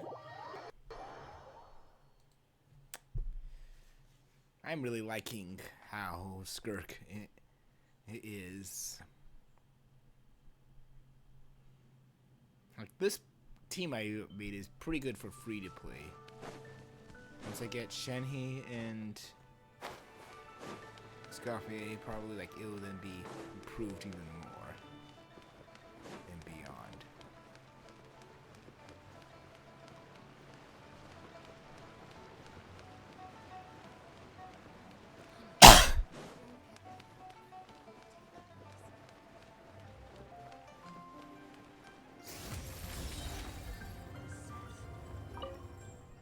That's how I can do her flying around. There he goes. I'll just hope.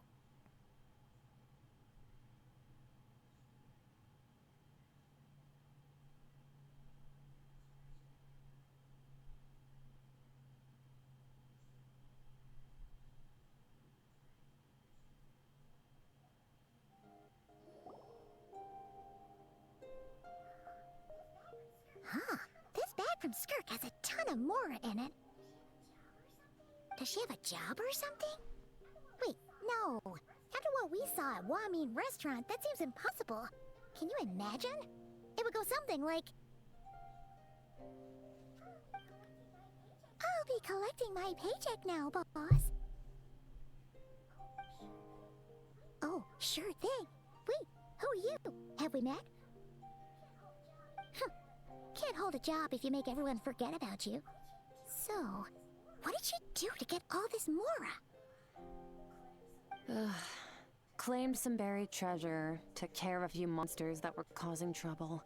Nothing untoward. It's safe to use. Of course she does! She's in the room, Paimon!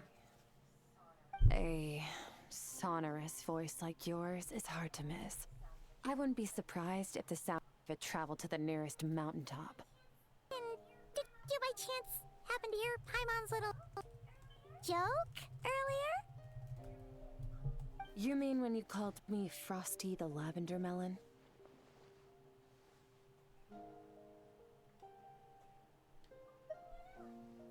No, sorry. Paimon totally missed me. I knew she was She didn't gonna. say that at all. It was a Paimon lookalike. Yeah, she's a piece of work, that one. Always impersonating Paimon and giving people weird nicknames. Okay, fine. The truth is, Paimon didn't like you all that much at the start, but things are different now. You helped the Traveler in a big way, so what do you say? Friends? No, probably. I noticed there was only one bed. Go ahead and get some rest. Wait, what about you? I don't get tired, and I don't need rest. I'm going to practice my sword work. That should help me regain some strength. But your shoulder... Hey, don't just leave! Whatever. Let her tire herself out. She'll come back eventually. Let's get some sleep, Traveler. That comfy bed is calling, Paimon.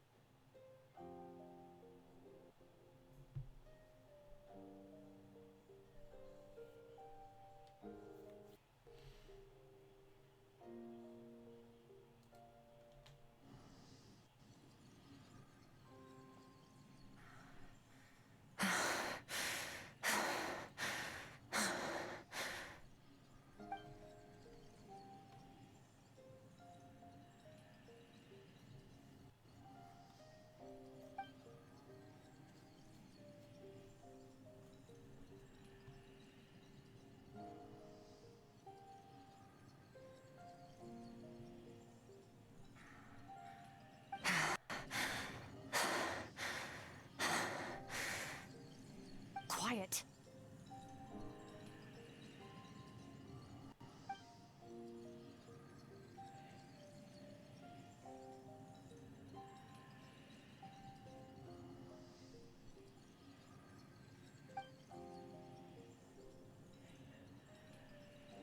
Do you even remember how many of us perished in that fire?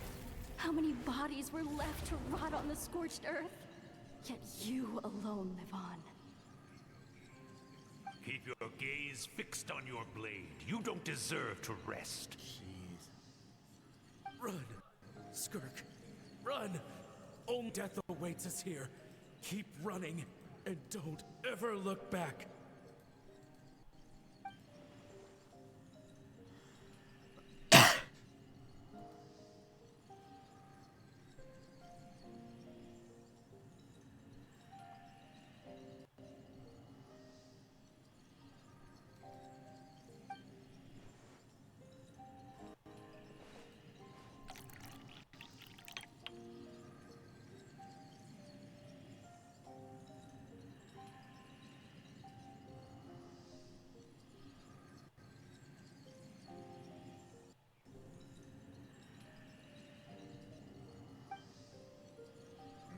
Phantoms of that. She's not talking to us. Getting an herb is the best. That bed was so comfy. Wait, Skirk? Have you been sitting out here the whole night? The bed's all yours if you want it.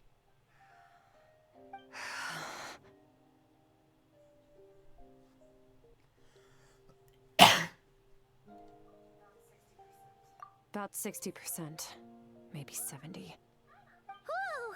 Paimon thought it would take at least a couple of days. That was fast. No, not fast enough. That's 20% less than last time. Same training regimen, same intensity. Nothing felt different, but somehow the outcome fell short.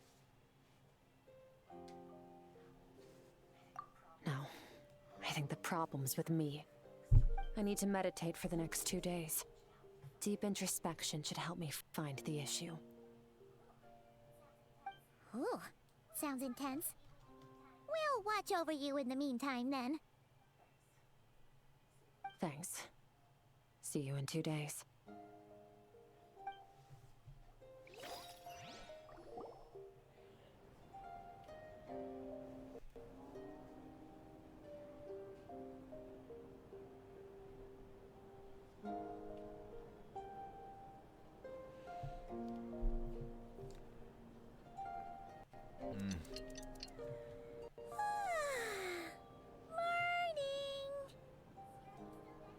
Skirk is still meditating, huh? It's been 2 days already. Shouldn't she be awake by now? Paimon can't think of anything we can do to help. Oh, wait! Breakfast! That's it! Paimon will go get breakfast! Skirk is gonna be starving when she wakes up. Be right back.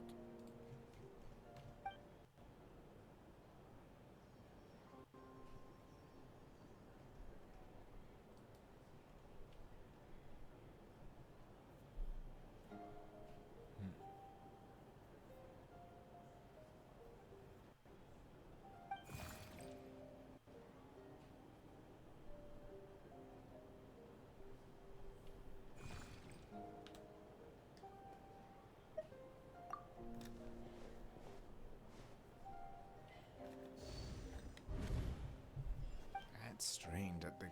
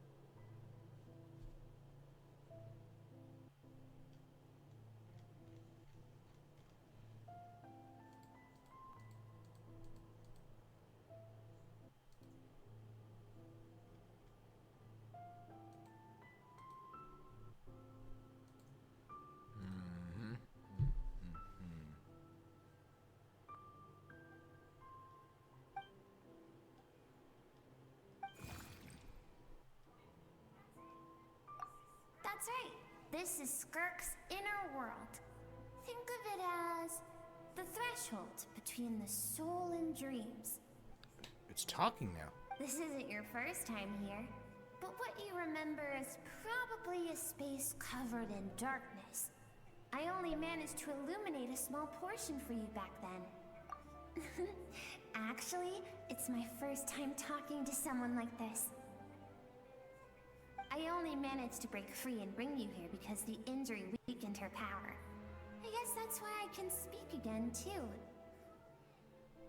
Call it fate, if you want. I think that's the word they use in this world for lucky coincidences like this, right? Very similar to Skirk's logic. Now, before I take you to her, I gotta ask. You're the first outside visitor to ever come here, so what's your impression of this place? Oh, you noticed. This river represents Skirk's strength. Strength accumulates over time. It is the summation of a person's lived experience. So this river is where all the fragments of Skirk's life should converge into a single stream of memories and emotions, flowing forward as one. But as you can see, this river has been severed numerous times. It's because Skirk doesn't like who she was in the past.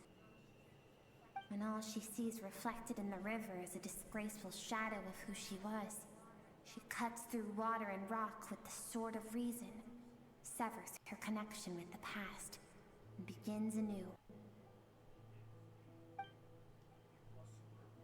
You must learn to shut out all the pointless emotion.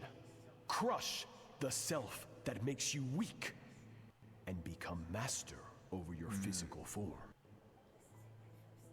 This isn't my first taste of failure or losing power.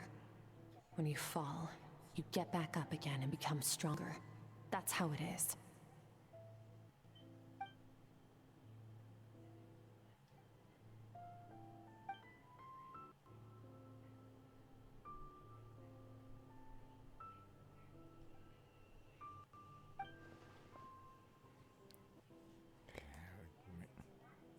The answer to one mystery invites another question, I see.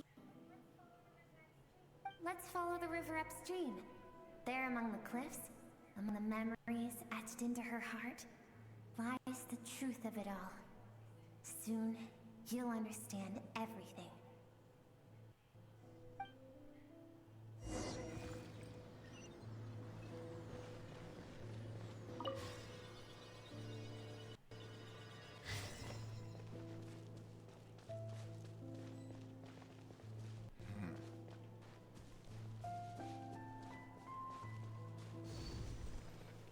Right then.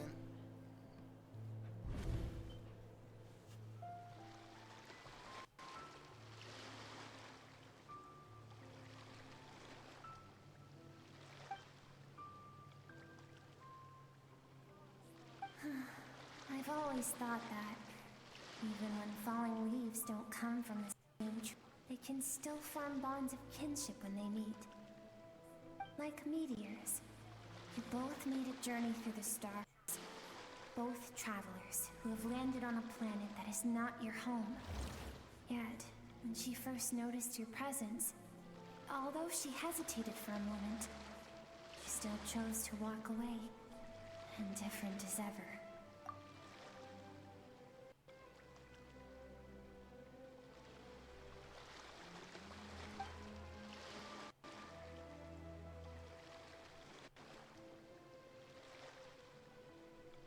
So she was there at the beginning? Seems like you've answered your own question.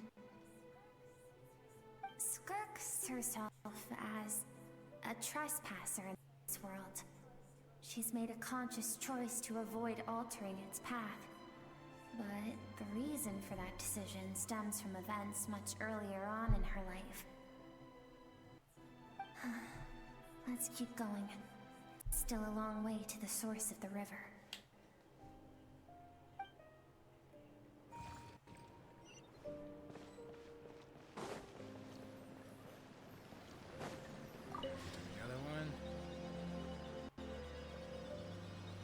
Oh, jeez. Look at him go.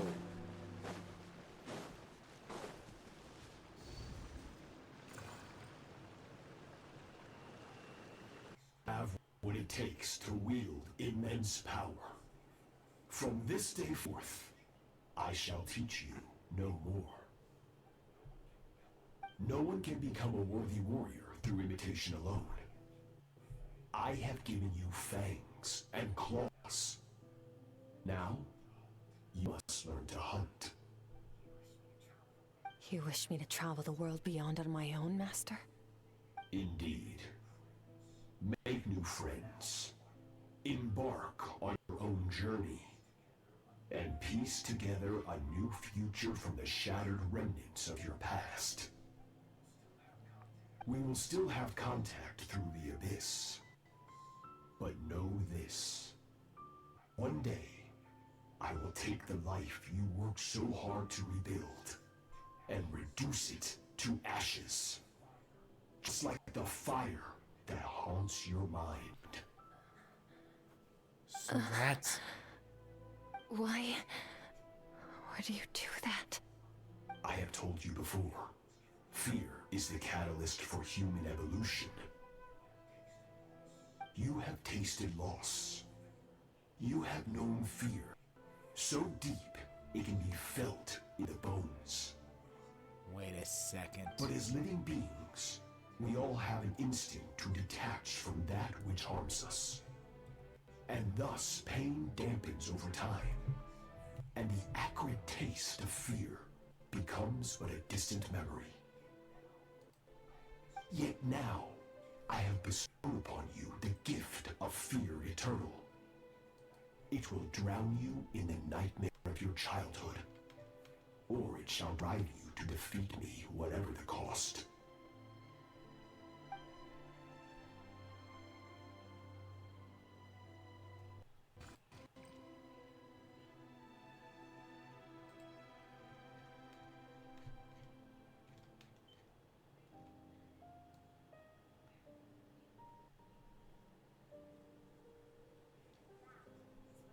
That is what Skirk's master, the foul, Sertology, looked like at one point in time. Of course, as a higher being, physical form is a triviality to him. He could appear as a beast, a human, or even a monster that defies description. The form you see him in here, clad in abyssal armor, is the one he usually wears when traveling through the stars.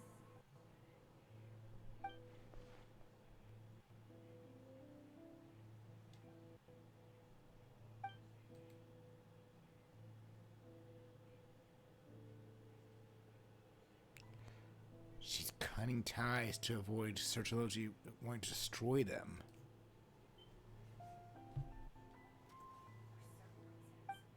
For certain reasons, I need to bridge the power gap between me and my master as quickly as possible. But first, I need to understand the source of his strength. To do that, I need to follow in his footsteps, walk the path he once walked, and somewhere along the way, I'll find out how to defeat him. It's my sole focus and purpose. Jeez.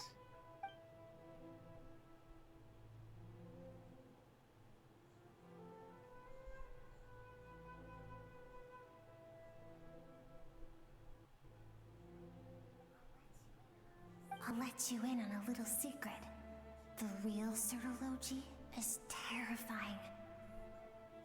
The scope of his power is impossible to understand until you experience it firsthand. It is absolute. The power to crush all things. Shall we keep going? Let's see. We're about halfway there. So 2 more.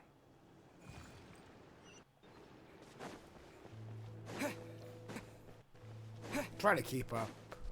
Bye-bye. Come on, little guy, zoom. Yeah, there he goes.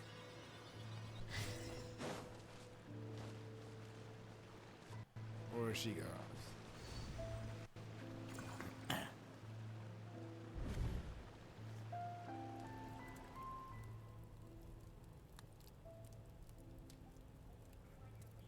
We've made it quite a ways already. This is Skirk, when she first began training under Sertology. I have set your broken wrist. Tomorrow, you're to train twice as hard. No tears this time. Good. Attempting to garner sympathy through tears is a habit of the weak. A pitiful ploy. Can I ask a question, Master? Why did you save me? I keep thinking, maybe it would be better if I had died. I wouldn't be haunted by that fire all the time. I wouldn't have to go on like this. I saved you because I have a plan for you. It has been too long since I fought a battle that demanded my full strength, and I hunger for it. Every so-called genius and prodigy I have faced has crumbled like sand underfoot. Before me, even fate bends the knee. So, I will teach you everything I know. Train you by whatever means necessary, in the hope that one day, you might surprise me. But I don't want to draw my sword against you, Master. You want matters little. Among the boundless sea of stars, the cries of the weak are but faint murmurs that disappear into the void. You of all people know that well. Yes, Master. From that day forward, All she knew was grueling training, emptiness, and fatigue. After some time, her talent bloomed, and she gained control over her emotions, like her master. How should I put it? It was not that human emotion disappeared from her heart, but that reason came to dictate all she was allowed to feel. I suppose it was at this point that she became the Skirk you know today.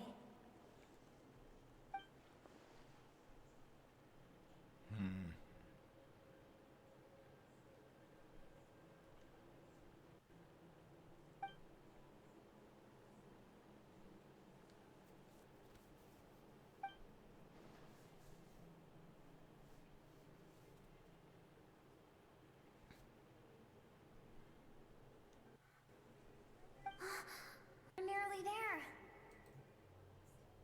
I almost don't want to reach the end. Well, shall we?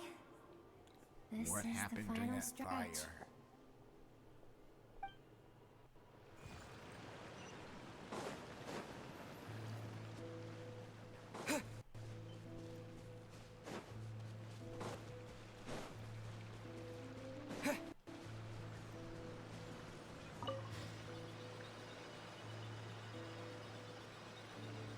Most recent one.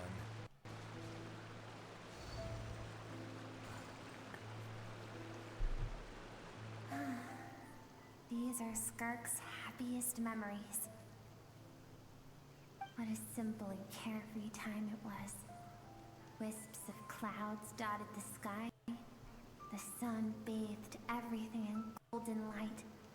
And when song filled the air, not even the shyest of flowers could resist swaying along. This is Skirk's homeland. She was so curious about everything as a child. Always skipping school, go exploring instead. There was so much to discover. The treasures at the bottom of the sea. The secrets beyond the stars. And that merchant ship packed with adults wearing those strange clothes. Yes, the ship. That was the beginning. It was a spaceship. When it arrived, the people that disembarked wore smiles on their faces and spoke of friendship. They claimed to be merchants from a neighboring planet, looking to establish trade. Skirk's parents, her relatives, her neighbors, everyone welcomed the newcomers with open arms and allowed them to explore the planet. To them, the visitors were guests and should be treated with hospitality. No one had any idea of what was to come. Several months later, an army of unknown origin arrived without warning and carried out a ruthless campaign to destroy everything and everyone on the planet. Skirk had skipped school that day, like so many times before, so she was not caught in the immediate wave of destruction. But when she came home that day, only fire and ruin awaited her. Countless people cried out to her for help. People she knew and loved. Friends and relatives. The little girl who lived next door. The shop owner with the bad leg. The bad-tempered teacher she had made fun of just that morning. Their lives were discarded like worthless trash as the fire consumed one life after another. Skirk was helpless. All she could do was run. And so she did. She kept running until an unexpected figure crossed her path. Logi. If Logi hadn't been there in that moment, the fire would have claimed her life too. And there she would have remained, left to rot in the scorched earth, with no answer as to why any of this was happening. I don't know. Because she and her people were seen as a threat. As the initial merchant ship explored the planet, they discovered that it hadn't always had the condition to support life. Yet there was evidence of human activity, even during the periods of extreme heat or cold in the past. Further research revealed that, over time, the people of this planet had evolved the ability to adapt to any type of environment or energy source. For that reason, the outsiders viewed them as a potential threat and decided to eliminate them before the threat could rear its head. And so, Fear. the army Fear was of not called, of what they couldn't and understand. the so-called danger was wiped from the face of the planet.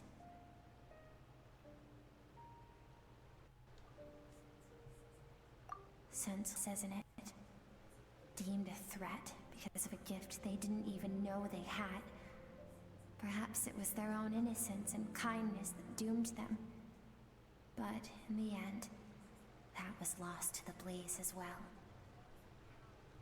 If those with power get to decide good and evil, then all you can trust in is the sword in your hand. And so, before death could claim her, she ran. She ran and never stopped.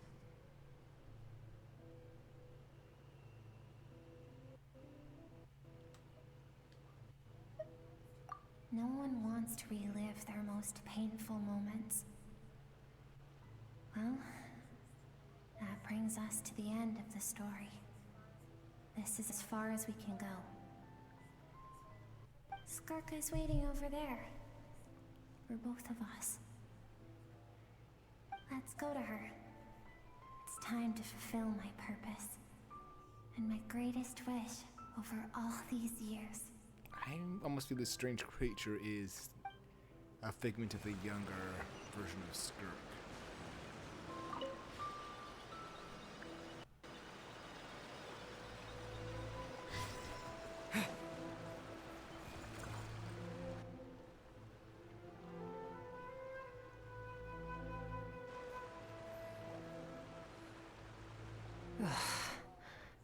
So all this, just so you could bring him here. I have things to say to you. Well, to me. I want someone to witness our reconciliation, even if it takes an argument to get there. And he is the best choice in this moment. Her suppressed emotional self. The version of herself she keeps locked in the recesses of her mind, stifled by reason.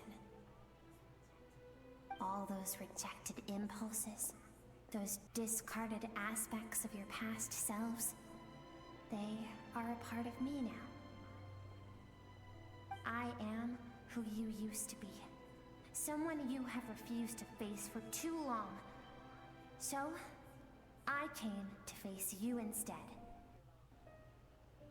You're wrong. I've faced you all along. And that's exactly why I keep you locked here. Your existence makes me weak. Moments of joy and longing are when we are most vulnerable. Don't forget, it was a penchant for goodness over reason that doomed our homeland in the first place. The vastness of the universe renders everything insignificant. Our feelings most of all. Even so, learning from the mistakes of the past doesn't have to mean erasing everything. Strip yourself of your so-called weaknesses, emotions like kindness and empathy, and what makes you any of the soldiers who slaughtered our people. The difference is that I'm doing what is right, what is necessary. I allow you to exist, but with limited freedom. That is the greatest kindness I can offer. I've shouldered everything you couldn't carry. I rose above the numbness and emptiness, and it was cold, unfeeling reason that brought me this far. It made me who I am. It made me strong. That is the problem. I want to shoulder those things together. On the grand scale of the entire universe, maybe our feelings are vanishingly small, but why should that mean they don't matter? Emotion gives warmth to the cold expanse of space. It gives meaning to the world around us. Think back to those nights of gazing at the stars, those afternoons of exploring the unknown. Think back and let them grant you peace. A brief respite from the pressure you put on yourself.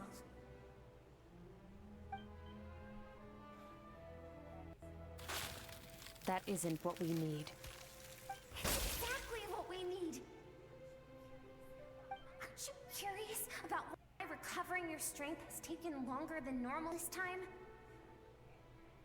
Finally, you get to the important part. That is the only answer I came here to find. Then look around. Look at your inner world. You cast aside your dreams and curiosity, and in doing so, you lost your original motivation. You severed all connection to who you used to be, so you can no longer draw strength from your past. Now, the only things driving forward are fear and survivor's guilt. But these cannot take you far enough. And so, this river, the source of your strength, grows more polluted by the day. And you think that means I should seek help from a thing like you? There's nothing wrong with that.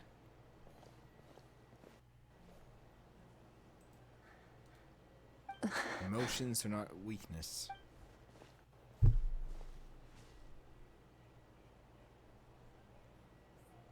Thank you for saying that. I knew bringing you here would be the right choice. To be honest, I'm not here to argue with you. This isn't about who's right or wrong. And in fact, I agree that in order to make it through the wake of that tragedy, we had to distance ourselves from the pain through reason over emotion. But what is right at one point in time isn't always right forever. I know you will never forget that fire. I know the fact that you were the sole survivor fills you with guilt. And I know that among the voices that haunt you, mine is there too. Because deep down, you know that you didn't turn out to be the person you wanted to be. All those unfulfilled hopes are like knives to the heart. And I don't want you to hurt anymore. So even if you can't accept me, I hope, at least, that you can let go. I keep thinking, maybe it would be better if I had died. I wouldn't be haunted by that fire all the time. I'd have to go on like this.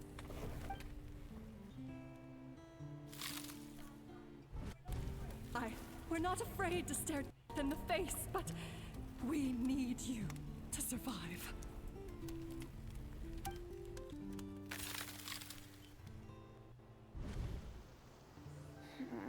I'm sick of being a kid. There's so many amazing things out there. And I'm ready to see them all.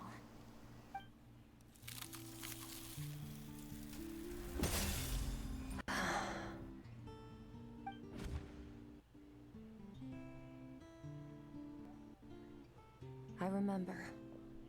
There was a song Mom and Dad always sang when we went out to fetch water. Dancing water. The sand along your path is begging for your song and movement. Will you carry this burden with you on your journey? I am not the dancing water, and you are not the burdensome sand. But if this is your wish, then I will carry you with me until the end. Way to go, Skirk. Thank you. I should be thanking you.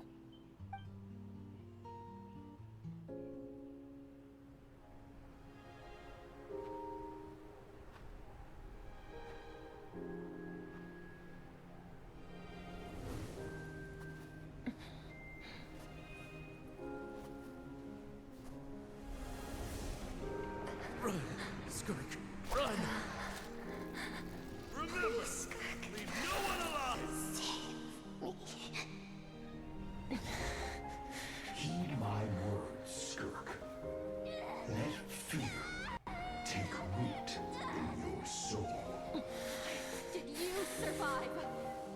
Why was it only you? Skirk, did you become a positive light in this world?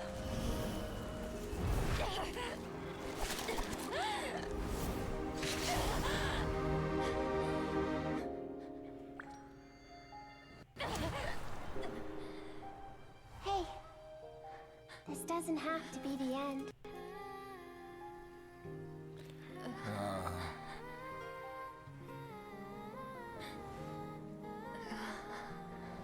Life is a gift.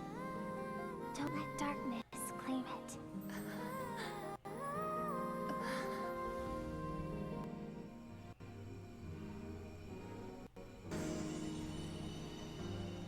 Damn, what? It's like her younger self. It really is a representation of it, of her emotions that she was suppressing.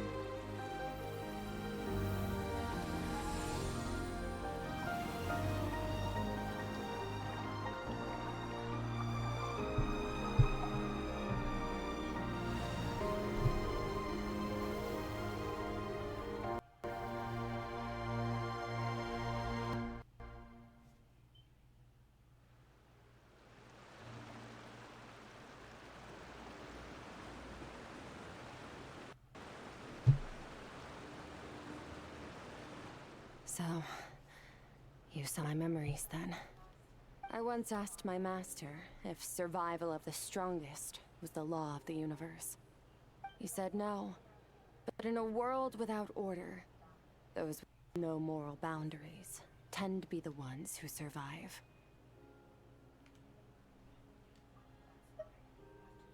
That's why, after hearing his answer, an idea came to mind. An idea that, one day, I would create a new world order. One in which there would never be another tragedy like that fire. One in which power was not the law of the land. But that means I must defeat him. Because my master, Sertologi, is, at the core, a defier of all rules and order. Yeah, we'll be beating him and not the other just because five the gap in our sinners. abilities, but also because I have no reason to see him as an enemy. Although his decision to train me was not made out of kindness, he did everything a master should. He saved my life, taught me the sword and the principles of strength. And for that, I respect him. I know, and it's not something I want. But Master never goes back on his word. I have to treat everything he says as a promise. He's no longer into that, but he sends me messages through the abyss every now and then. Most of them are simple greetings, or an answer to one of my questions. Every time I hear from him, my heart skips a beat. And I wonder if this is the moment where he'll finally appear before me and tear down everything I've built to pieces. Yeah, Maybe that so means I do that's live in one of eternal his fear. forms, the Just exact like he form said. of the Yes, I respect him, strange figure we fight but in I'm the also afraid of him. And for that reason, all-devouring the novel. pursuit of strength consumes every moment of my life. I don't know what Master has planned, but I have to be ready. Help me? Why? This isn't a fight. It is.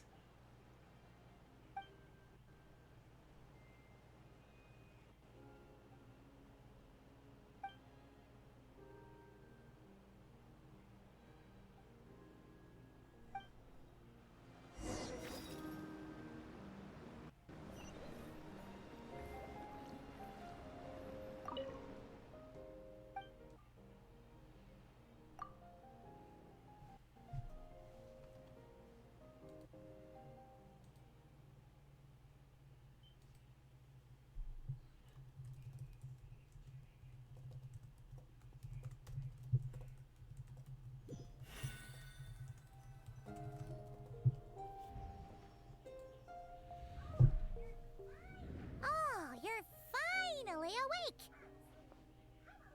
Honestly, Paimon was gone for like 2 seconds and then she comes back and finds you both unconscious? Oh, you scared Paimon half to death! You're both okay, right? What does it look like?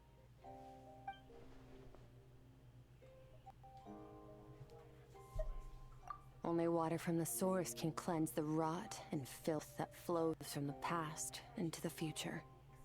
I taught you to incorporate the experiences from your journey into how you fight.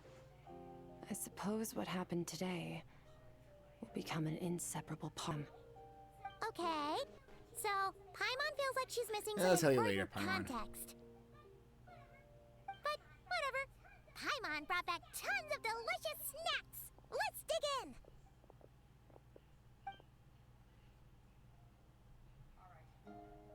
All right, it's about time we Hey, finished what we welcome. started.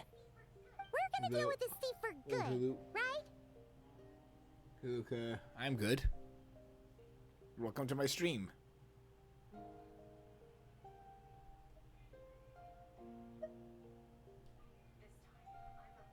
This time, I'm not going to tell you to hold back.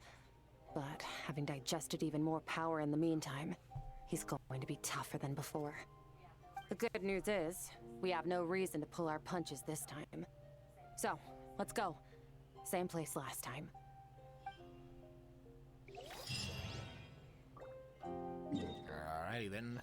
Back to where the chasm is.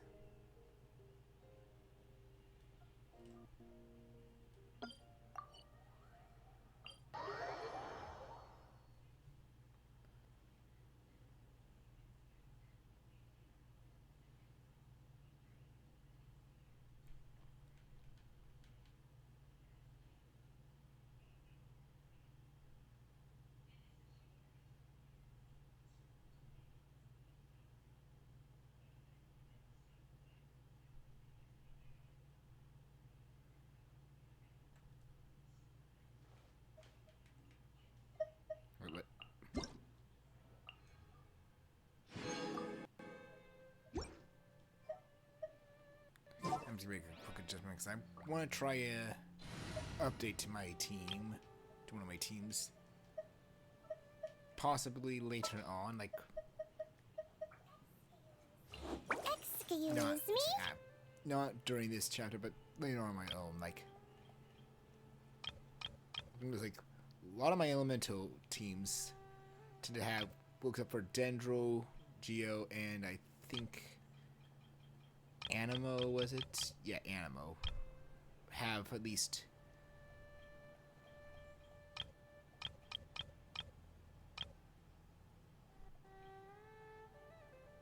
well, actually, Dendro and Geo have like two and two.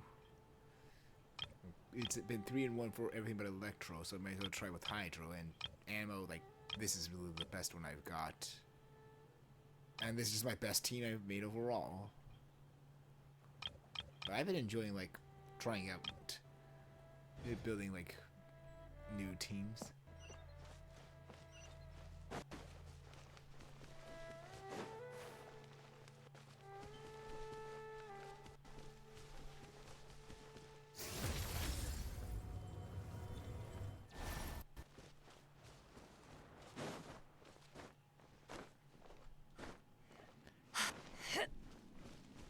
Yeah, thank you for that. I really appreciate you asking how I'm doing. Like, I'm trying to finish up like Skirk's story here, and we'll be calling it a night.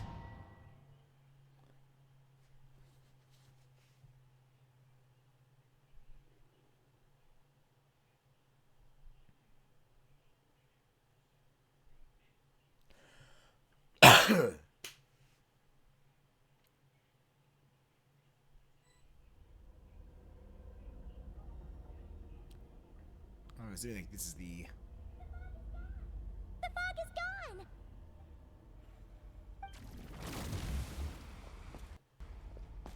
Wait, isn't that the form the all-devouring narwhal changed into?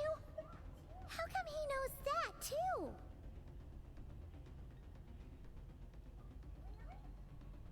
Really?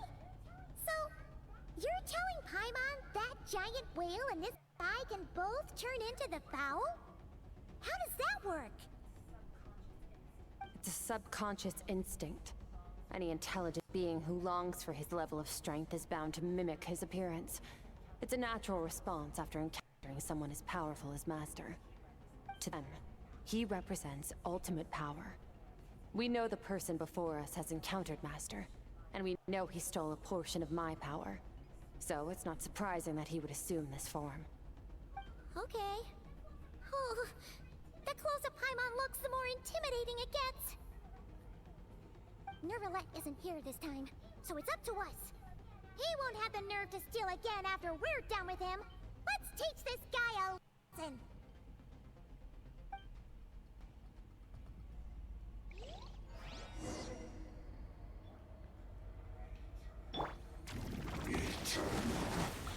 Meow. Wipe out!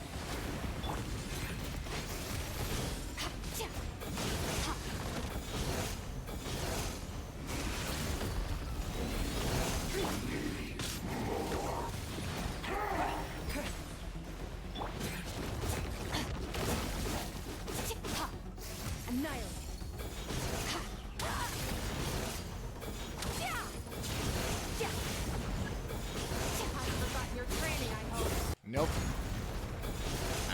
My training is still there. Go!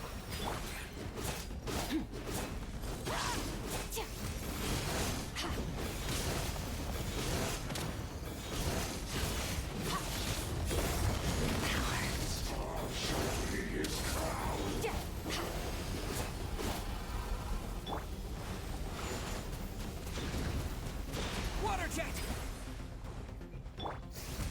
So far, so good.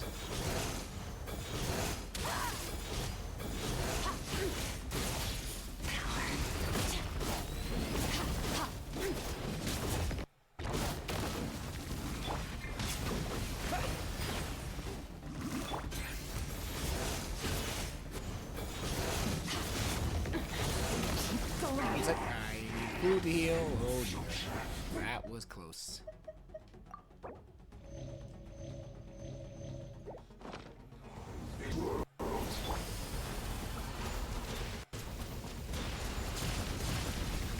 Go!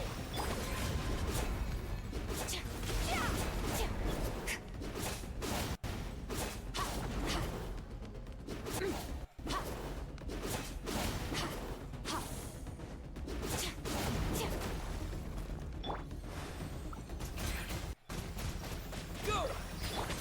Fearless.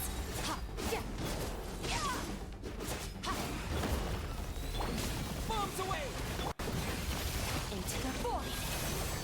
Fearless.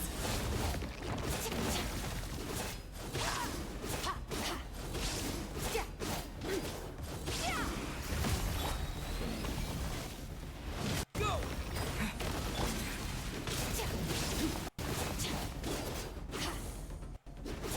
Merciless. Goodbye. Paradigm shift. That is the end of that.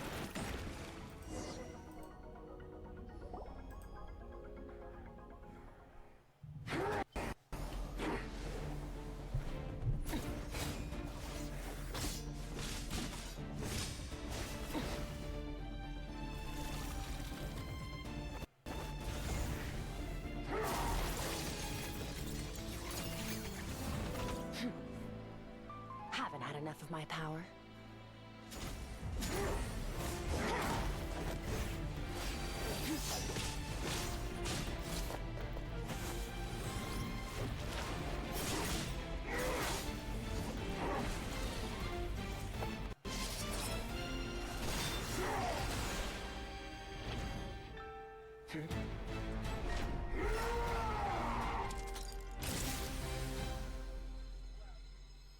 Well then, let's see how much more of this power you can handle.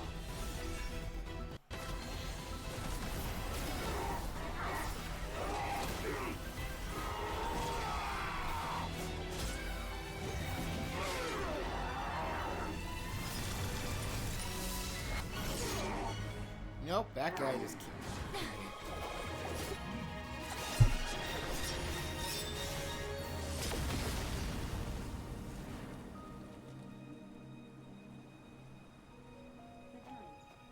Alexa, stop.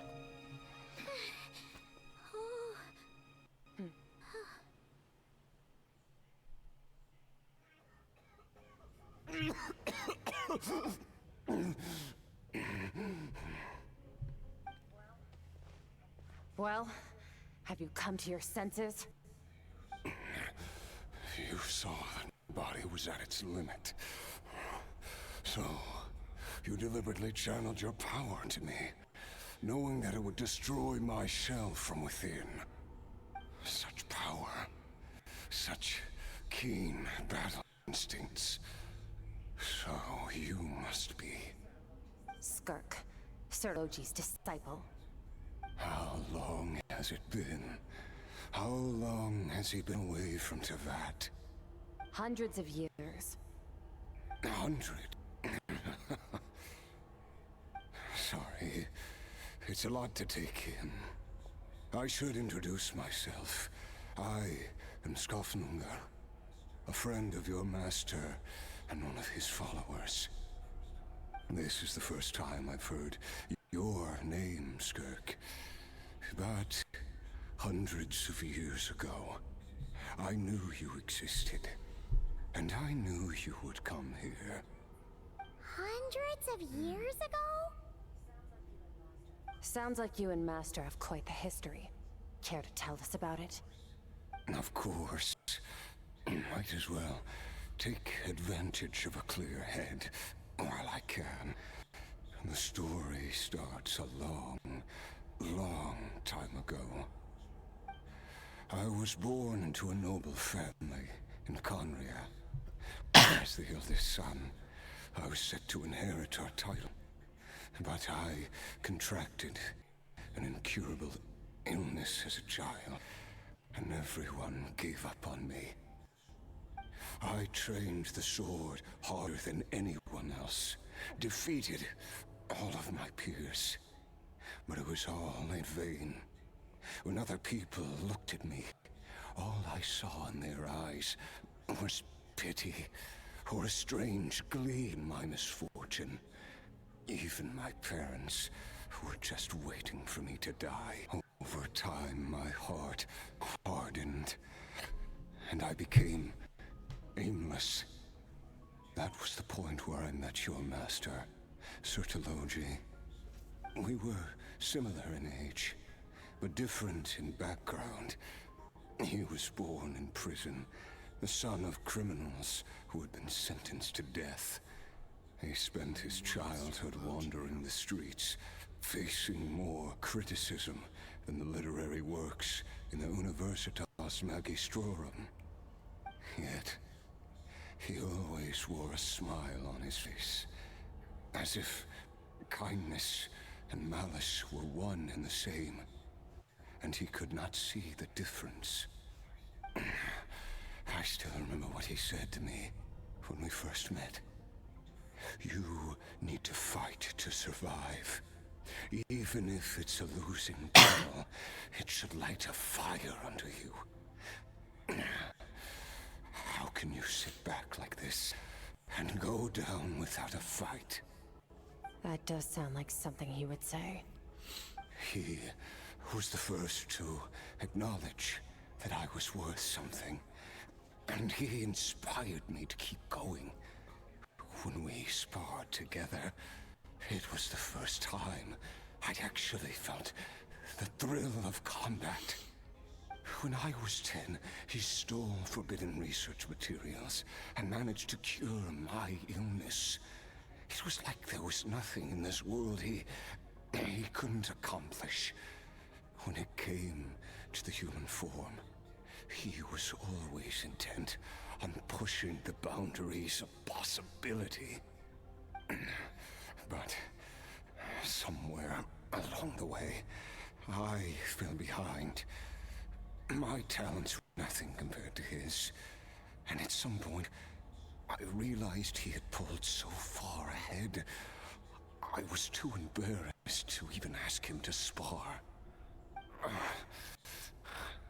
After his grand endeavor, well, he sought me out and said to me, "This planet no longer holds anything of interest to me, so I'm leaving. But first, I have an offer.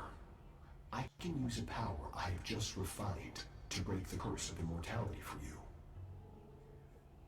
Your death was once what we worked so hard to prevent.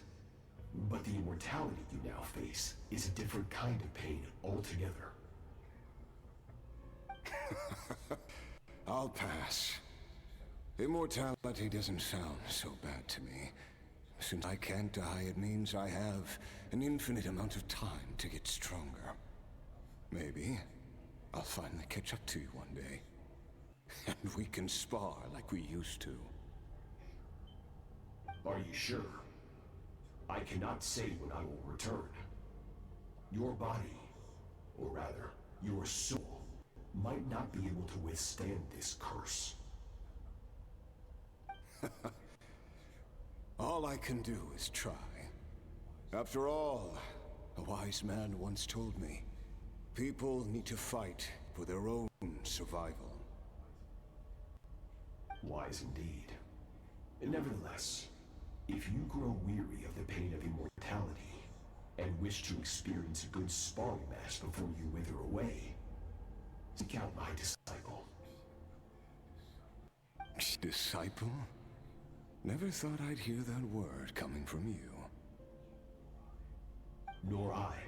But Vedifenir said I was destined to find a disciple out there in the universe and bring her to Tibet. You know as well as I, Vedifenir's prophecies are never wrong. Well, now I'm curious about who this disciple of yours will be. All Vedifenir said was that one day, the stars shall bow in her honor. Sounds pretty impressive. Of course. Only the most outstanding people would have the right to become my disciple. Still self-assured as ever, I see. But you're not wrong. I'll be leaving then.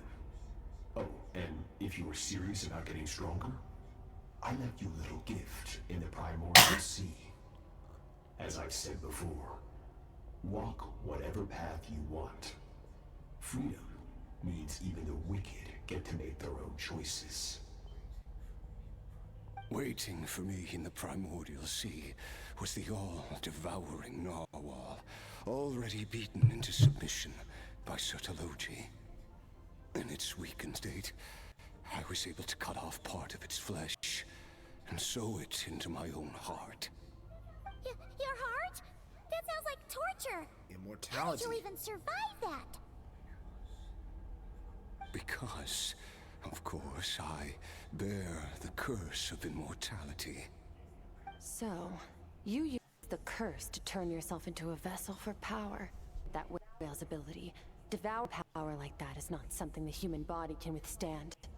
With your body and soul constantly at the breaking point, it was the curse of immortality that sustained you. But that is not the path to strength. You have to pour your heart into it, work for it, dream of it. Instead, you stole something that didn't belong to you, and it backfired. You're right. I should have known better, but I had already pushed myself to my limits, and he was still miles ahead of me. So I had to take a leap of faith. I miss your master. I miss the days when we were all together, troublemakers without a home. I don't regret the choice I made. But if you will allow it, I do want to apologize to both of you. This one wasn't as heavy After as the beating we just gave you, I think we can call it even. Adds a lot more flavor to the world. You're an interesting one as well. Sertologi's disciple. That's a lot to live up to. It can't have been an easy experience. I know what he's like. He rules with an iron fist, using despair and fear to force you to catch up to him, all the while standing ever out of reach. We're like mountain climbers in the dark, never knowing how much higher we have to climb, or when we will see the sun again. True. But I made up my mind long ago. No matter how dark it gets, I will not give in to despair. I will overcome it. After hearing your story, I suspect what Master really wants is not a battle that demands his full strength, but rather a defeat without regrets. Oh? Since you're his friend, you must have some things in common. The first time we came here, when you stabbed me through the fog and stole my power, I felt no emotion coming from that spike. But when you had to devote all your strength fighting me just now, I could feel joy and passion emanating from your blade. It was the joy of a researcher discovering the truth of the world, the joy of an artist uncovering a temple of wonders. Interesting. I'm certain I didn't express those emotions outright. Yet you were able to read them from my blade, like a glimpse into my inner world. You're right. That battle brought me an unbridled sense of joy, and my defeat brings me no regret whatsoever. Exactly. I think Master also craves a battle like that. One where his opponent forces him to use all his strength, unlock the extent of his potential, and transcend his own limits. A battle to end all battles. After which, all can come to an end, including, perhaps, his life. For that very reason, good and evil are meaningless to him. He has one purpose, one goal: to complete himself. It's one of the secrets to his strength. Perhaps you're right. Perhaps that is his goal. What a battle that would be. Oh, to win. Are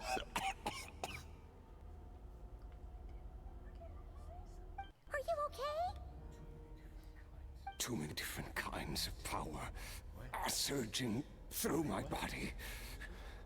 The curse of immortality allows it all to coexist, but it does not remove the pain.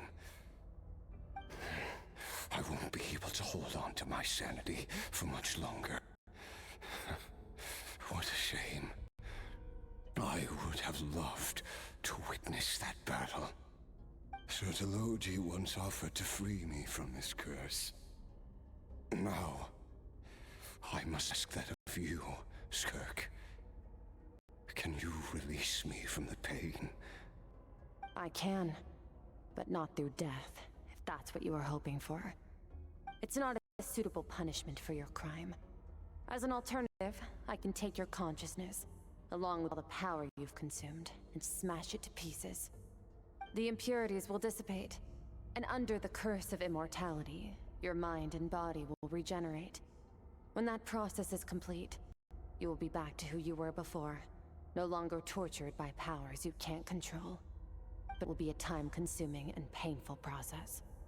The decision is yours to make. I accept. And who knows? Perhaps I'll wake up in time to witness your great battle with Sertologi. I have faith that you'll be able to stand against him one day. Though I know it'll be a long and arduous road. If we are climbers in the dark, it appears the dawn has finally broken for me. But your ascent continues.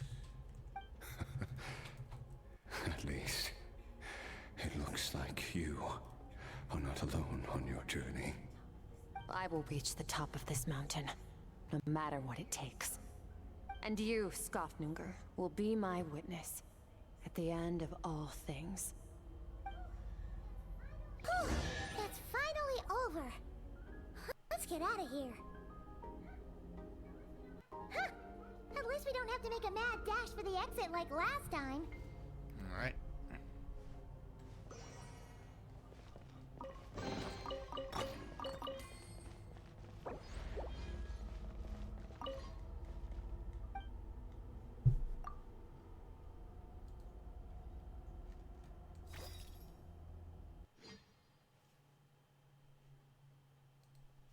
Yeah, I'm pretty sure this is the last cutscene. Alright.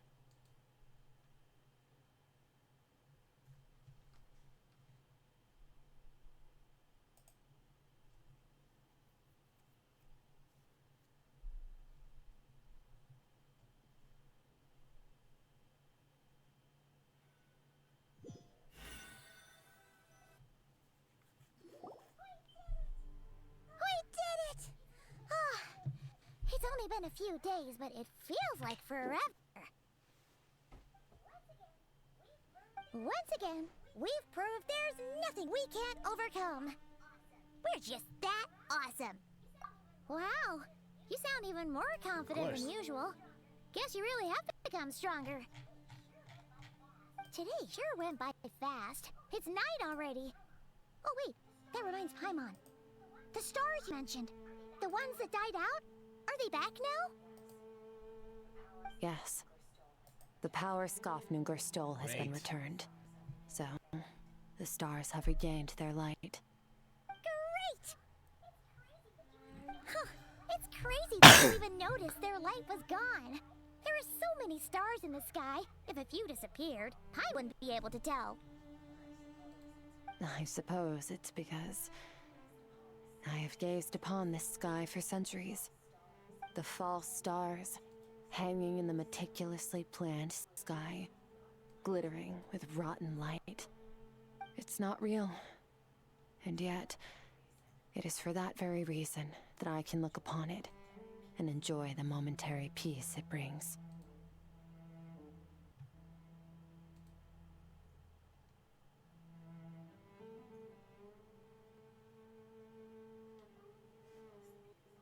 Even the most beautiful of bubbles has to burst. We will return to the real universe one day, whether of our own volition or not. Time marches ever forward. Even the innocent and naive will taste life's bitterness.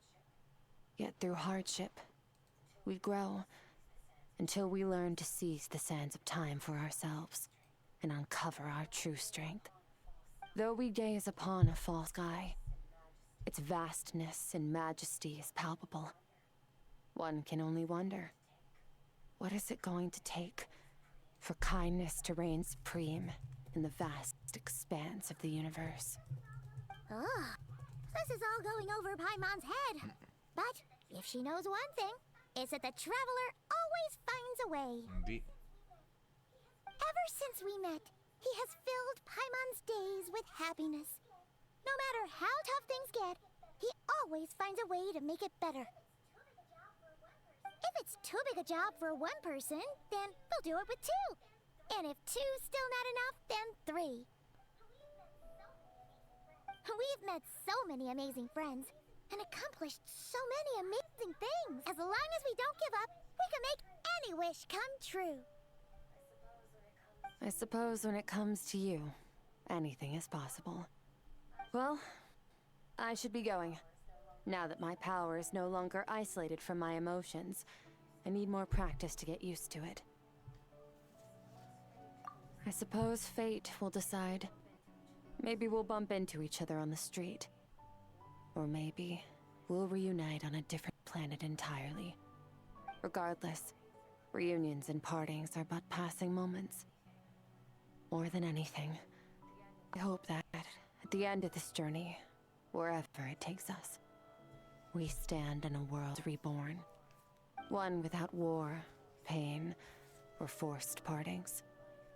One where new life can bloom, even where there was once nothing but scorched earth. For this, we must all work to become stronger. Goodbye, traveler. Remember your training. Make sure to put it to use.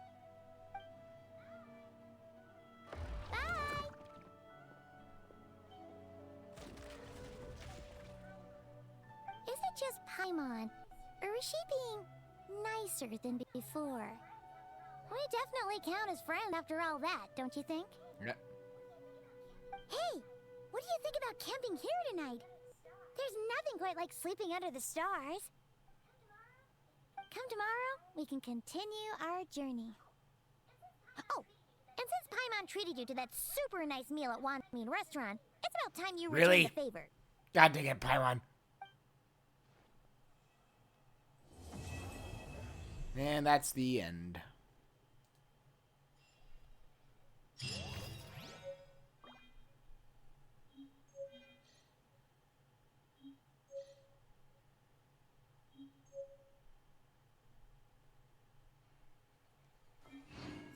Right, now, raid. Really, you came in right at the end, you stupid bot.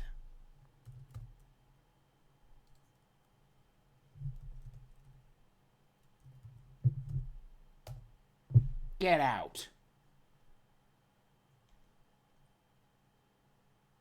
Fucking bots. Hey, raid.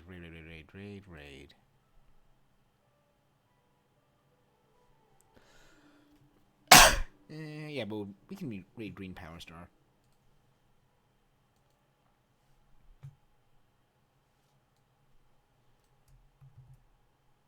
And just get the raid thing set.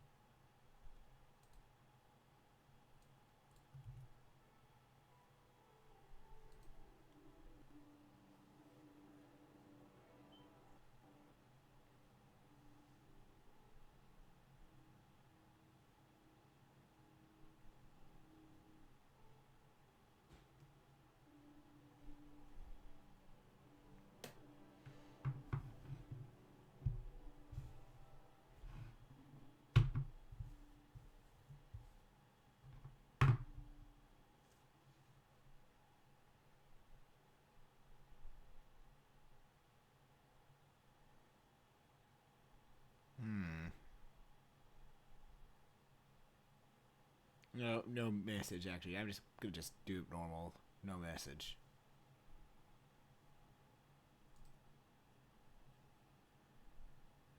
Cause I got nothing. Whoa, but Jesus, I didn't mean to put that yet. I forgot that was. Whoops.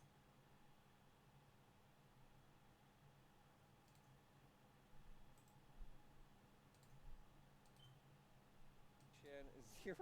Jesus. Previous employment, general manager, dairy fiend. 8 years, reason for dismissal, too tall. Previous employee and assistant manager, dairy wizard, 2 years, reason for dismissal, bad luck. Previous employee, managing director, San Francisco Symphony Orchestra, 1 month, reason for dismissal, fraud. Previous employee, managing director, Hollow Azul High School Band, 4 years, for reason for dismissal, unknown. I feel for Tom because he was a victim of this as well. Yeah. He did his Yeah. best. Yeah. Dorian. He said with the sexy, rather bad boy trap Dorian with an unexpectedly spicy side to your old friend. And good lord, that body. Right, everyone then. Thank you for the raid, Leaf Bomber. Let me read the countermeasures. What? Okay, that was funny. Raids when you stay up until 2 in the morning. Yeah. But we'll probably wrap up for the day after this one. Alright, later everyone. See you Saturday for more Final Fantasy V.